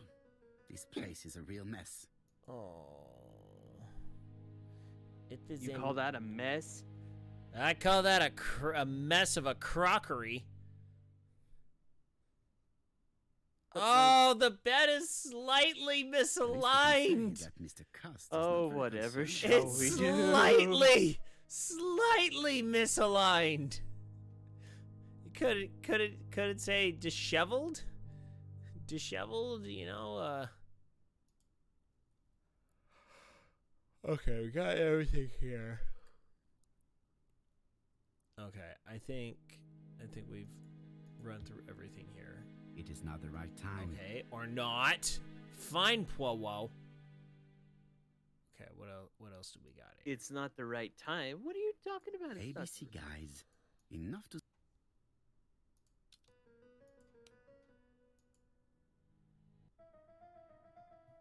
Ah.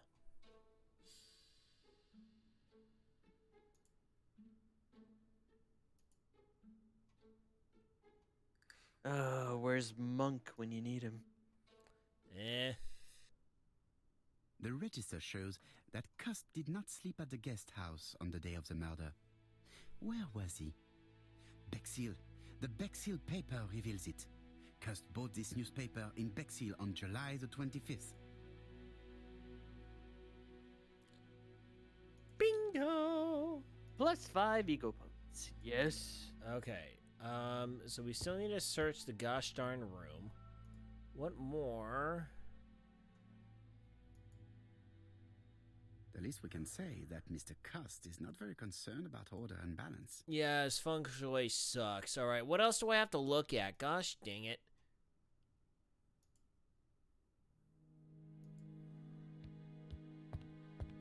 I've checked here.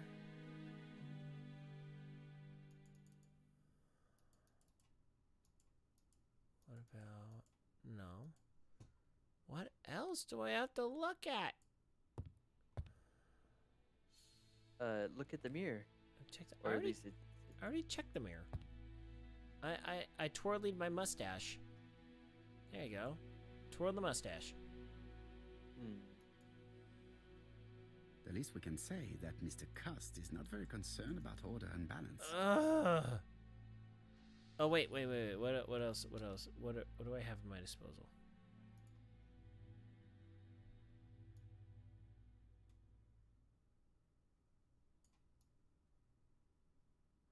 Poor Mr. Perot, I'm quite sorry for you. If at... Okay. 306...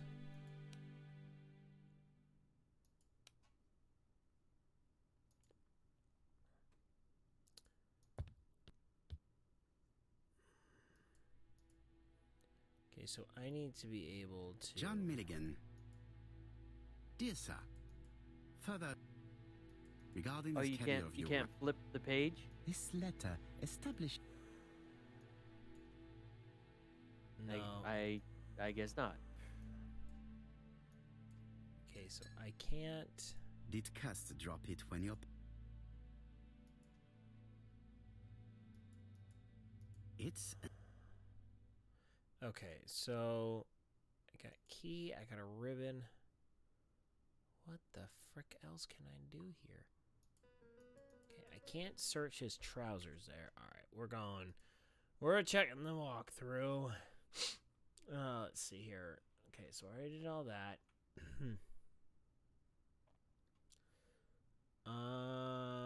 Okay, look down. Oh, okay, we got... there we go. That little guy. Right there. This dark stain. It could be blood. No use continuing the Okay, that was it. It's like, that was so tiny. Clump, clump, clump, clump. Goodbye, Mrs. Marbury. I look forward to seeing you again, Mr. Poirot. Wow. Ah, Chief Inspector. Good evening, Chief Inspector. Welcome. Please excuse me, I must go to the kitchen. With my black I'm sorry, potato. I spent ages with the Of course you Doncaster gotta go to police. the kitchen. And Yeah, you? with a black I have potato. established one fact. On 3 occasions, I think it's Cust a glitch. was at the scene on the day I of the think so. crimes. But like, we know black potato. Nobody wants to eat one of those. Right? No. No more Absolutely need to not.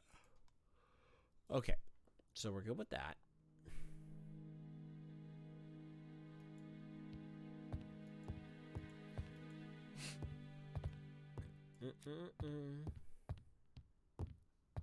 I had best talk. Oh, I can't I've listened uncomfortably closely to what stare you have at to him. say, Poirot. For me, there's no doubt Cust is guilty. Do you have any element that might prove the contrary? That is what we're going to look for. Let us now try and...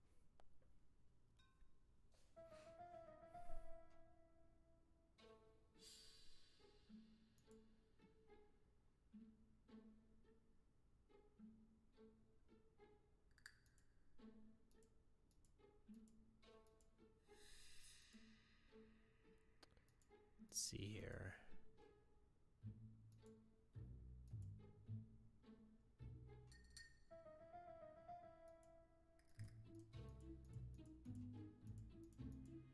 There you go. Cust was in all the towns.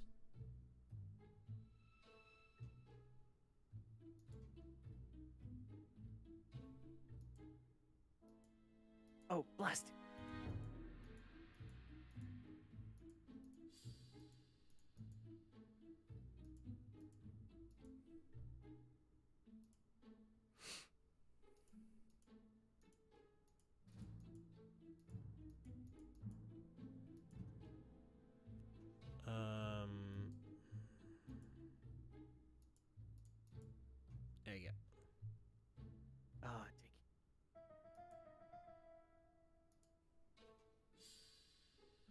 Oh, you're just going down the line. Yeah, a Yeah. little bit. Some kind of doing sometimes I just have to brute force it. The evidence against Cust is overwhelming. His presence at the scenes, the knife, the blood-stained shirt, the ABC's in a box. C'est vrai. However, the blood Mrs. Marbury saw on Cust's shirt may have been his own. According to his medical records, he suffers from hemoptysis. The murderer cut Sir Carmichael's throat from behind, and the blood spurted outwards. You would expect the murderer's shirt to be stained on the sleeves, not on the buttonholes, yet we see quite the opposite. You would expect the murderer I to keep think it's the newspaper articles about his landlady. crimes. But Cust's collection starts in Now remember, Chester, I have as if it no discovered the prior place knowledge as a about late. this story or any I agree, it's troubling. anything but it doesn't associated with change my Agatha mind. Christie, other than I There's know small it's details that we should detective be able to novels. clear up by questioning Cust. When can we talk to him? Doncaster is sending him to us on the first train. Are they questioning him already? He says he can't remember a thing. It's plausible. Doctors say he suffers from absences and amnesia. Mrs. Marbury has confirmed this. He may have done the murders in an altered state. A familiar situation. It's not enough to clear his name. Dr. Thompson insisted that even if you don't know what you're doing, you never commit a murder without wanting to. Très intéressant. I shall remember that. Right. I'll go and examine the suspect's room. Chief Inspector, I took the liberty of removing a few clues to examinatum. All right, we'll discuss them tomorrow. In the meantime, I'm going to see if you've missed something. Oh, I can assure you, Inspector, I have not.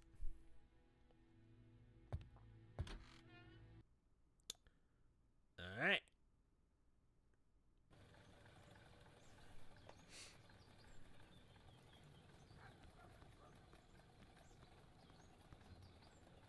To Scotland Yard, please. I love the driver is like completely locked into the shaking of the car. Yeah, that's pretty funny.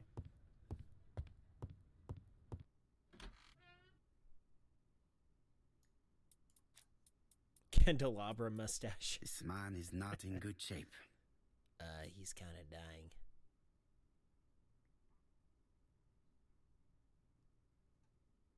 His palms are sweaty.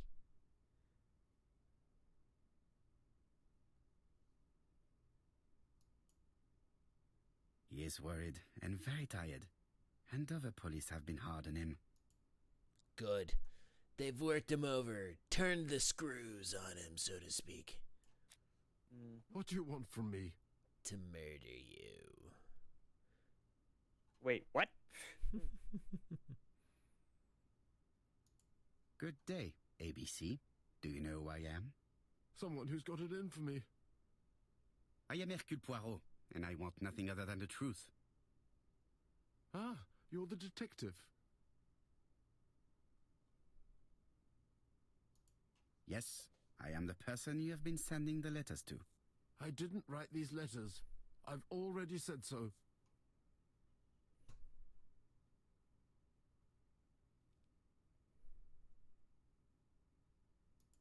Maybe you forgot that you wrote these letters. Yes, it's true. Sometimes I forget. Maybe I did type them.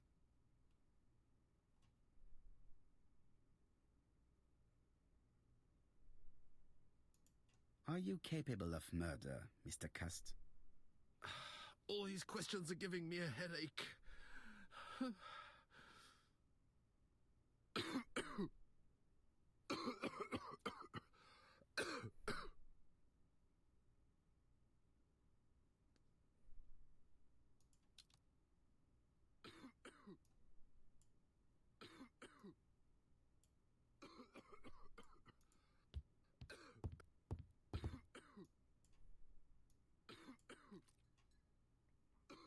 Take this. It will help you. Thank you.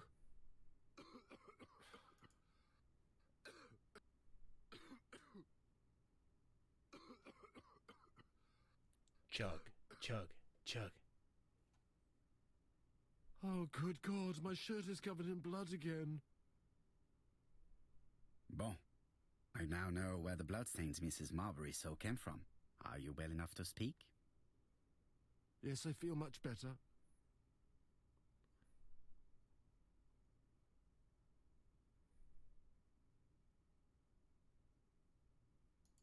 I do not believe that you are capable of murder, Mr. Cust.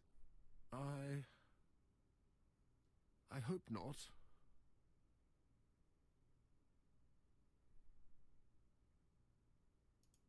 You suffered during the war. It's true. I was wounded. I suffered. But the army was the only place I didn't feel inferior. No questions. Just orders to follow. But ever since you were wounded, you have absences, bouts of amnesia. And headaches. Professor Clark treated you. Yes, a few years ago he really helped me with my burned throat.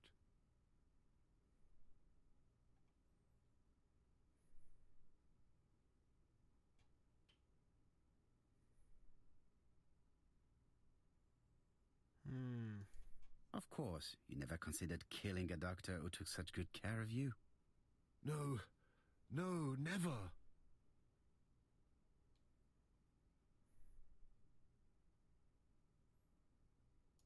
Do you deny being at the scene of the crimes? So? There was no harm in being there. It was only for my work. You were seen at all the crime scenes. Yes, I was. I travel a lot, but not for pleasure. I am terribly unwell in trains. But I had to respect my engagements. My employer gave me very precise written instructions about the towns I had to visit. Let's see. The company you claim to work for, Silky Legs, has never heard of you. And as for these letters they sent you, they were written on your own typewriter. The company sent me the typewriter when I started working for them. Yes, but the letters were received afterwards. So it would appear that you typed them before sending them to yourself. I don't remember. Good God! I don't know what's happening to me. My head hurts terribly.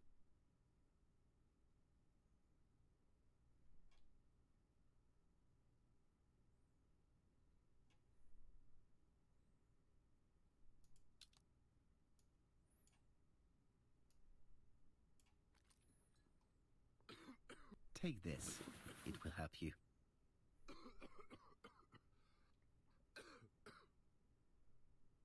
Down the hatch. I feel great, man. I think I'll be fine. Let us see, Cust. Look at me. You know very well that you committed these murders? Yes, I know. But I'm not wrong in saying that you do not know why you committed them. No, I don't.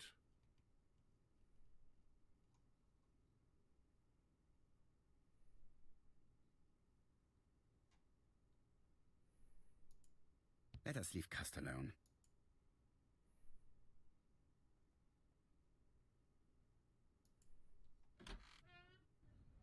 And what conclusions have you drawn? Plenty. It might help us to understand him a little better. Let us now try. All right.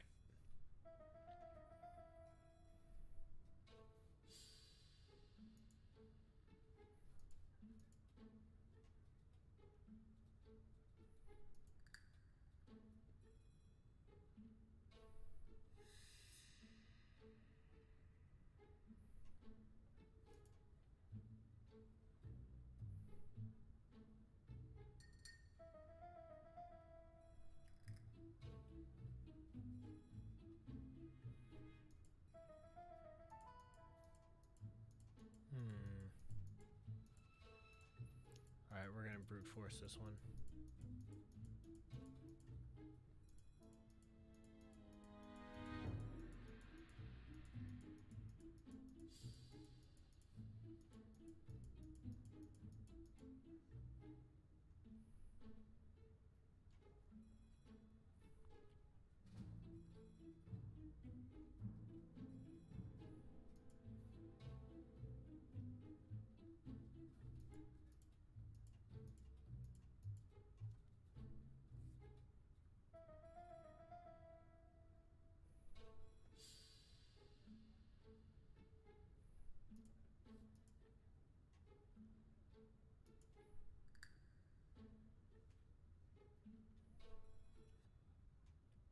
don't see any clearer than before.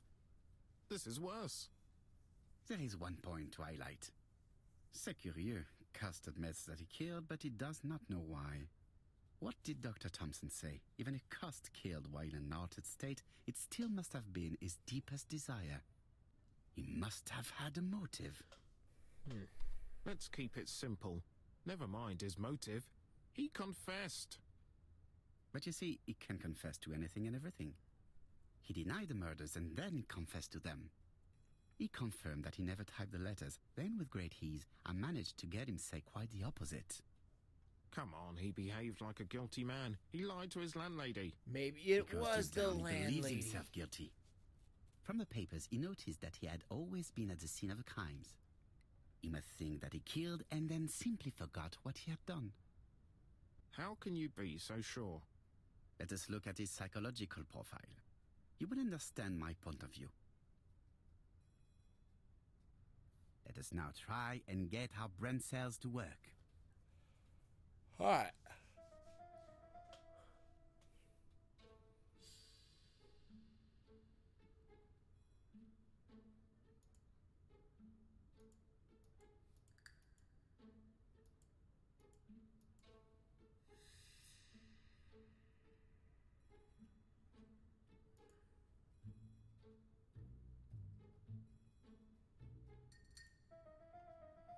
Okay, was not sure with himself.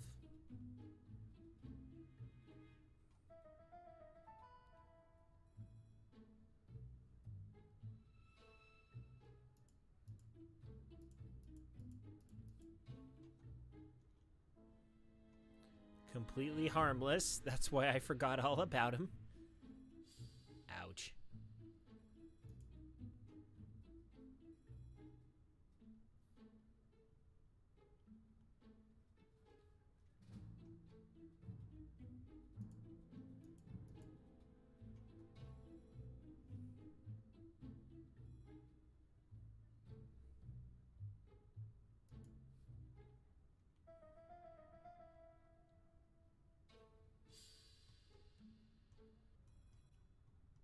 You see?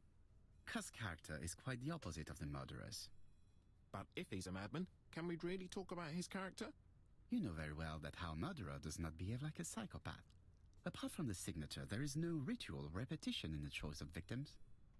Very well, you're right as always. So we have no confession, no culprit, no suspects, nothing. And all that after 2 months of inquiry? What should I do?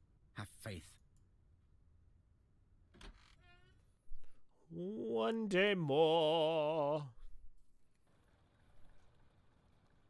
Another day, another game to play.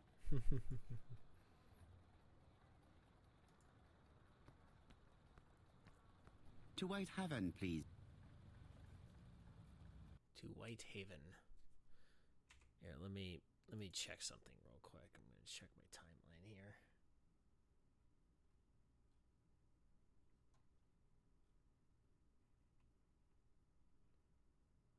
Have you seen the 50 trophies to unlock? They're in the bonus.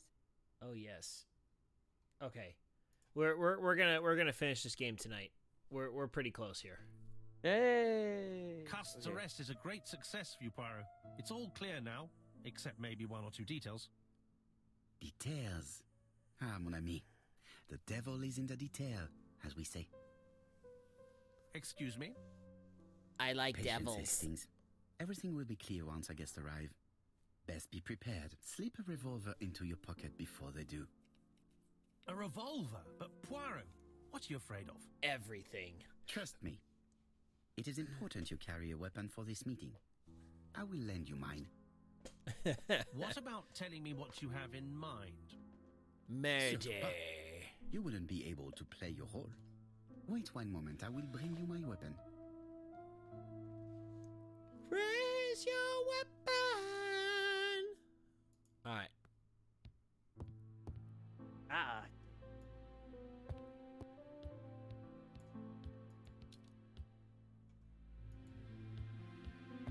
Okay, where is Pobo's weapon?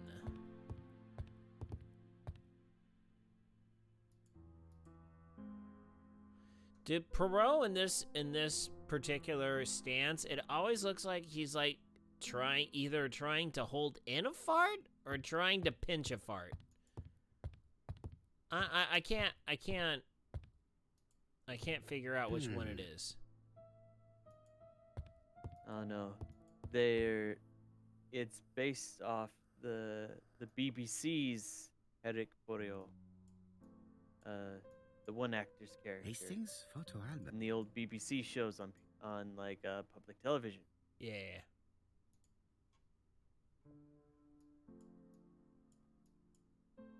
Churston Devon. Gummit.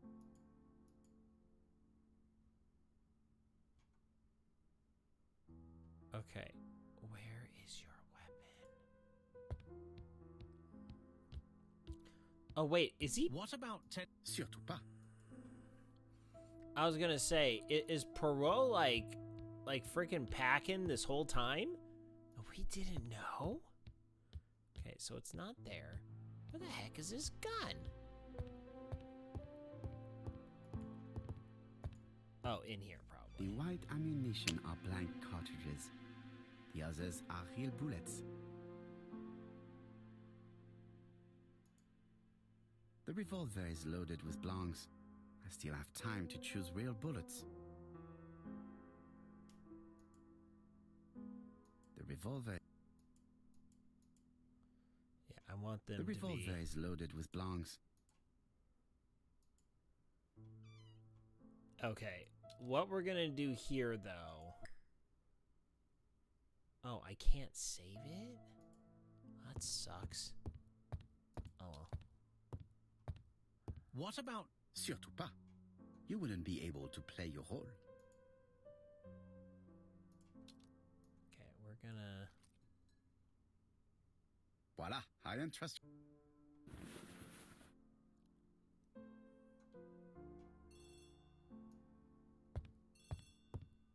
Gandhi mustache? You can change the mustache on Polio? Chief Inspector. I don't know. I just keep seeing all these things about mustaches. Haven't found anything. Have you checked the typewriter? It's the storyline progression unlocks. And the ribbon reel. Yeah. We've only found But if you can like put those on there, that would actually be pretty funny. I shall make do. So, are you still going to hold your meeting? Of course, Chief Inspector. I can hear my... Why have you brought us here, Mr. Poirot? Since Cuss' arrest, I thought it was all done and dusted. Miss Gray formally identified him as... Yes, and the stockings he saw drove the same brand as the ones found at my aunt's. This is all true. However, a case is not closed if some questions remain open. And one question is, why did the murderer send me his letters? Why did he challenge me, Hercule Poirot? Perhaps he wanted to play with you, to taunt you. Xenophobia? Maybe he didn't like you because you're foreign. I may be wrong, but maybe by provoking you, he was looking for glory. How do we know it was a All he? these theories should be studied. Let us now try and...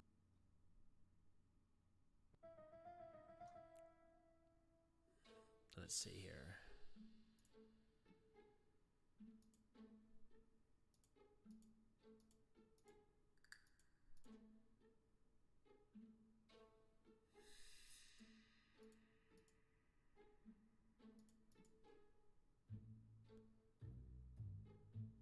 Let's see here.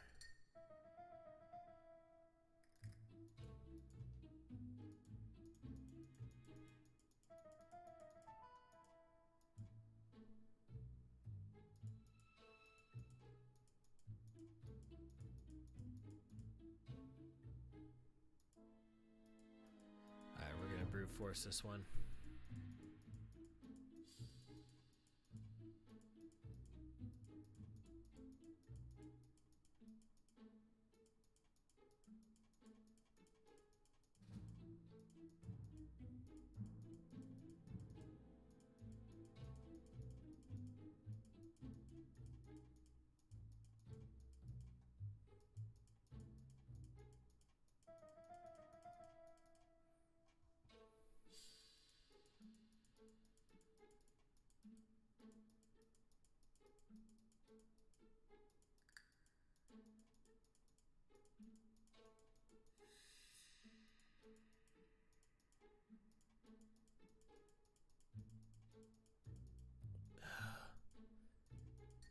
I will get this, I swear.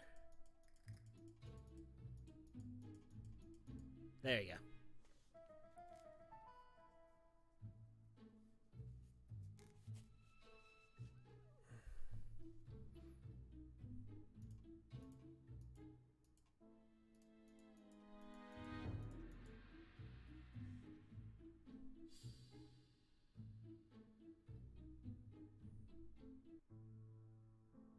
Is everything clear now? You might like to explain your reasoning again. Of course. First of all, remember that the murderer made it a rule to always post his letter before the murder. He never digressed from that rule. However, in Churston, he encountered a problem. The village has only 500 inhabitants. With advance warning, it would be easy to arrest him. Therefore, the murderer delayed his letters deliberately with the wrong address. The plan wouldn't have worked if he'd sent it to Scotland Yard or the papers because everybody knows their addresses. The mistake would have been corrected and the letter would have been on time. That is why the murderer chose me as the recipient. Because for his plan to succeed, it was necessary for at least one of the letters to have a wrong address and get lost. It was very cunning. Why are you smiling? Absolument.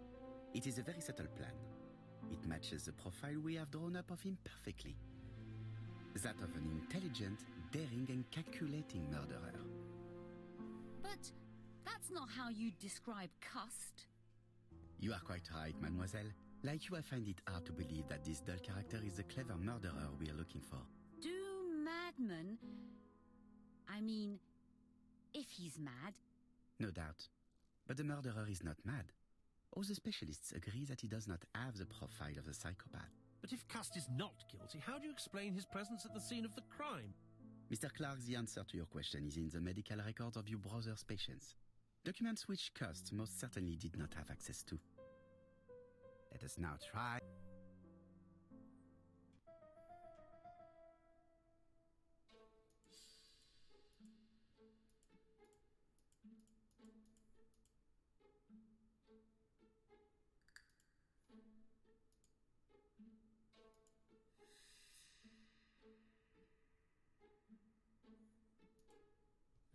Okay. Fragile and easy to manipulate.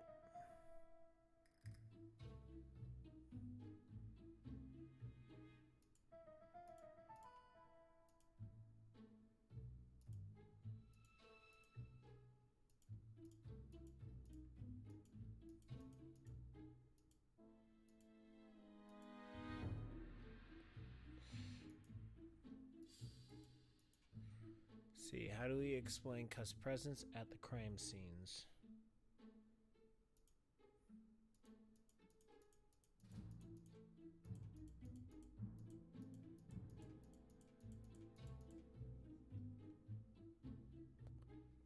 Or manipulated him. Dr. Clark's patients' records provided a very useful list of potential victims, sorted by alphabetical order. The killer definitely used it, explaining the fact that all the victims were former patients of the doctor. It is this fact that clears Cust once and for all, because he never had access to these records. So how did he happen to be at the scene of the crimes? Either the murderer sent him there, or Cust was following him closely. Cust's highly suggestible nature leads us to the second hypothesis. The murderer was manipulating him. He systematically sent Cust to the towns where he was going to strike, so that the suspicion would land on the poor man's shoulder. That's evil. What sort of killer could have such a plan? And what would he gain from 3 completely different murders? Indeed, it seems unlikely that the same murderer committed all the crimes. What should we take from that? Let's see here.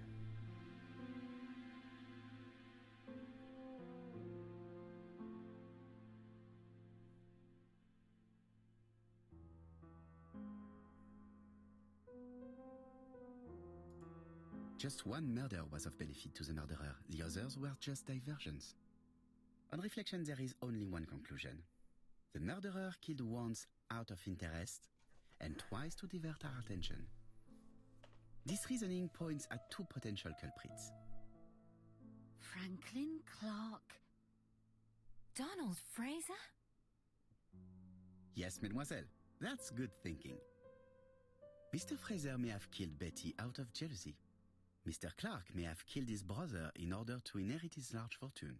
Both have a motive. But Donald did not have access to Dr. Clark's records. Please allow me to disagree with you, mademoiselle.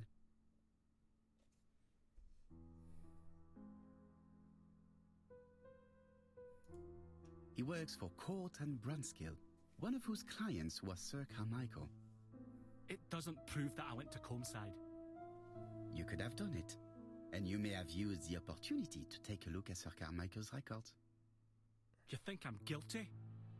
You or Mr. Franklin Clark? That's ridiculous. Both of you have a motive. The question is, which of you has the profile that most resembles the murderer?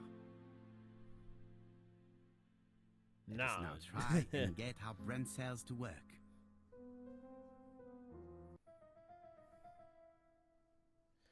Let's see, is Donald clever?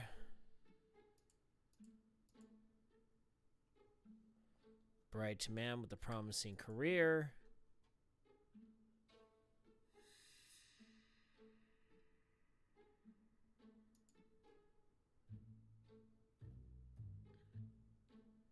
Not really.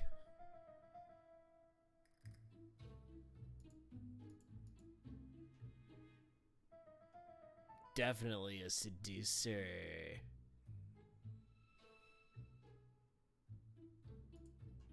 Donald does like trains.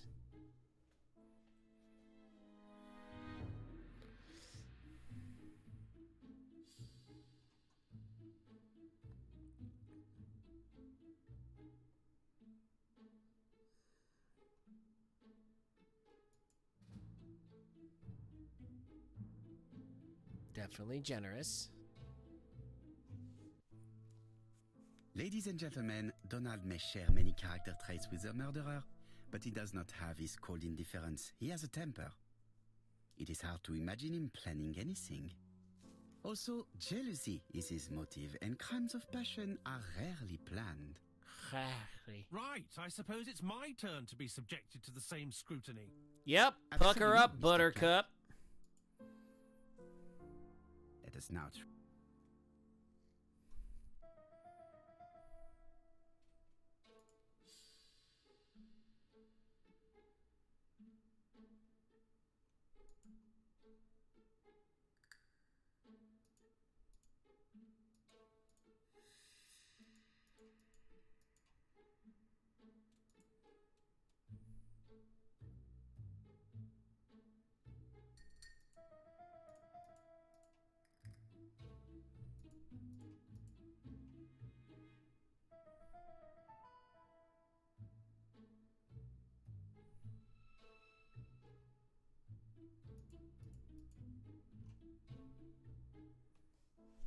Uh-oh.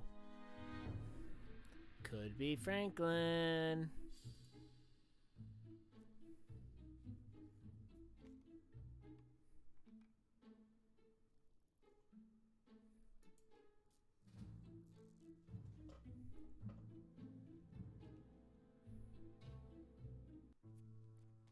As you have all seen, there is a disturbing similarity between Mr. Clark's profile and that of the killer. In actual fact, it is exactly the same.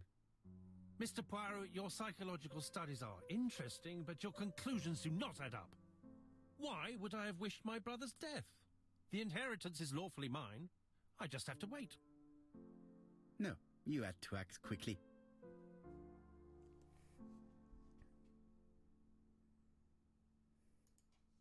Because of Miss Grey.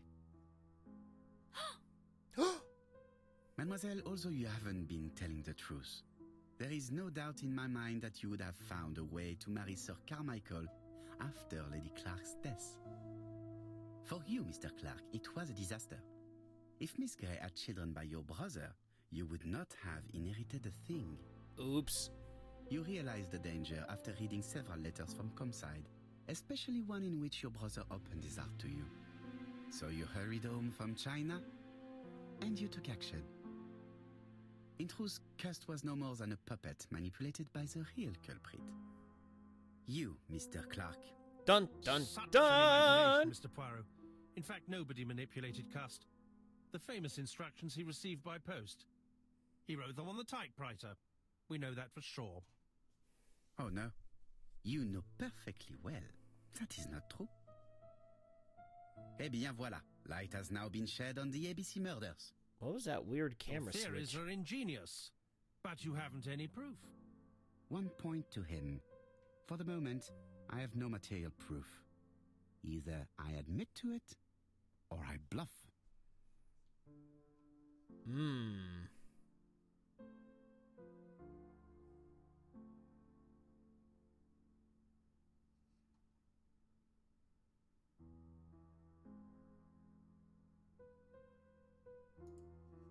One thing proves it. A carton of placed cigarettes you stole from Mrs. Asher and found at your home. You have nothing on me. You're bluffing, Mr. Poirot. Come on, Thora, there's nothing for us to do here. Don't touch me. Thora! I understand why you never wanted to lend me your new typewriter, and why you were searching through your brother's things. And the hole you dug on the moors. What did you hide there? The knife you used to kill your brother? Oops. All right. Well played. I lose. The game's up.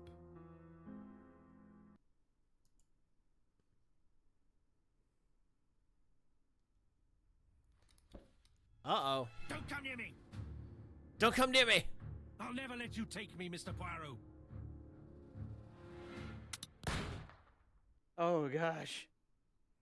Yeah, except I put blanks. He's gonna have a nasty burn. I'm sorry, Mr. Clark, there is no easy death for you. I expected your reaction, so I used blanks. I'm sorry, mademoiselle, but your second chance has been lost. Franklin Clark will never inherit his brother's fortune.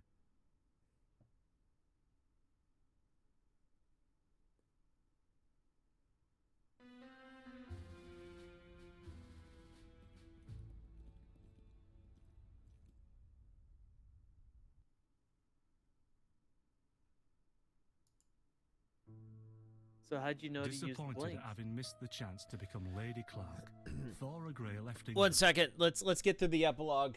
Then I'll explain Okay. my reasoning. Donald Fraser and Megan Barnard married. Oh, hooray! On Poirot's recommendation, Mary Drower started to work for Lady Clark. The elderly lady's condition suddenly took a turn for the better. Oh, yay! And a few months later, to Dr. Logan's great surprise, she was back on her feet again.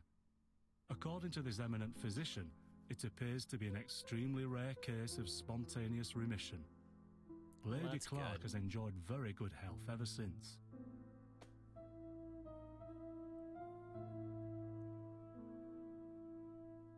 Journal of an Innocent, the incredible story of ABC. As for A.B. Cust, after being advised by Poirot, he made a great deal of money by selling his story to the press. And as for me, and with business booming, the Black Swan has become the #1 tourist attraction in the whole of Yorkshire, even more popular than York Minster.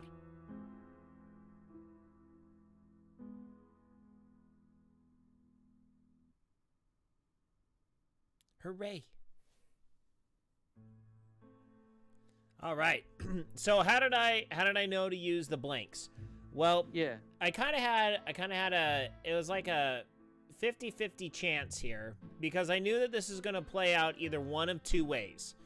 Either one, there was it, so that was kind of the one that was a maybe, where I thought that the real killer was going to be there and they were going to try to shoot someone else.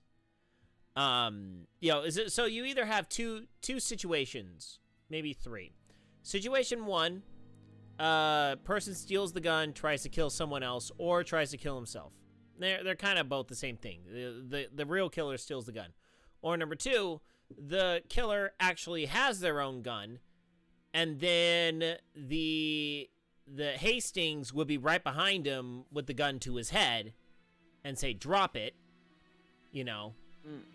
And then if Hastings didn't really know that it was filled with blanks, you know, he would pretty much, you know, fire a blank in his head and nothing doing, but it would cause the killer to drop the gun, you know.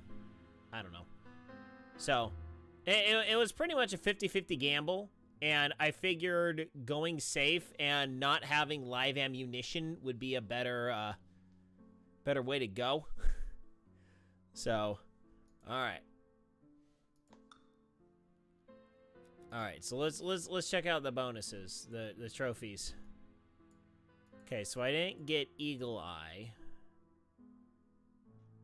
Okay, so I didn't get all the observations. I didn't screw up the 3 ones. I think it's... Hello. Oh, hey, operator. How you doing? I am not amused. Amused with what? Your April Fool's thing.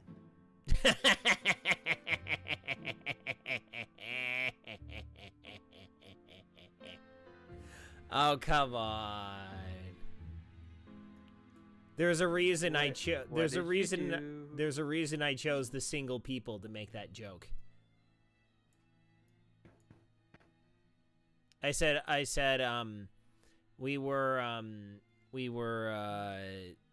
celebrating Operator, Fuzzy, and Artemis all having babies today with a new Strong Bad email about parenting.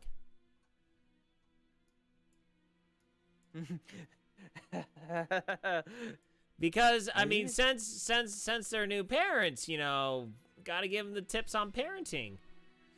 Yeah, it's pretty good.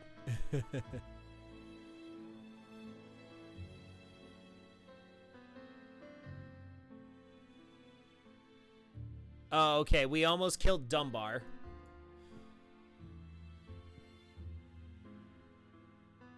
Okay, so Thor Gray, okay.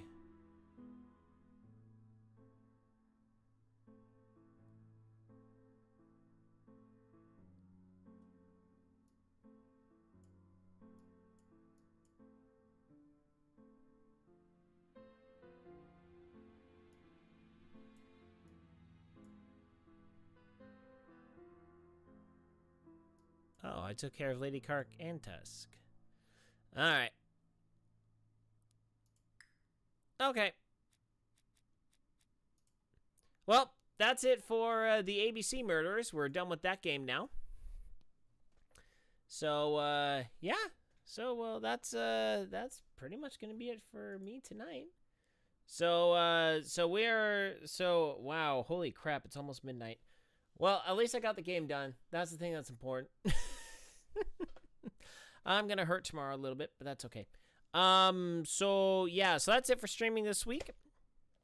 So we'll be back next week, completely normal schedule. Monday morning, since we are done with the ABC Murders, we will go back. We will be playing Star Wars Dark Forces on Monday and Friday to be working on finishing that one off. Wednesday morning, I will have my Team Zoot broadcast. So no stream that morning. And then, so Monday, we'll be back with Multiplayer Mondays playing Borderlands 3. Tuesday through, well, we'll see how far I get on Dark Forces. So Tuesday, definitely Monster Hunter. Wednesday, maybe Dark Forces, maybe Monster Hunter. I don't know at this point. Thursday and Friday, Monster Hunter. And then Saturday, we will be back with our Brando Saturdays. Tomorrow night's game is going to be Botanicula. It is a game made in 2012. I know I have attempted this game, and I did not. I played it for about 30 minutes and dropped it. So this is going to be fun. It's a little kind of a puzzle platformer game. I don't have very high hopes for it. Not gonna lie. Oh dear. So anyway, so that's it for me tonight. Thank you all so much for tuning in. Thank you, Operator and Salty, for hanging out for a little bit tonight. Of course. And with that, my friends, I am out of here. So until later, my friends, good night, Isaiah Norris, wherever you are. Wherever you are. Good night, everyone. Good night.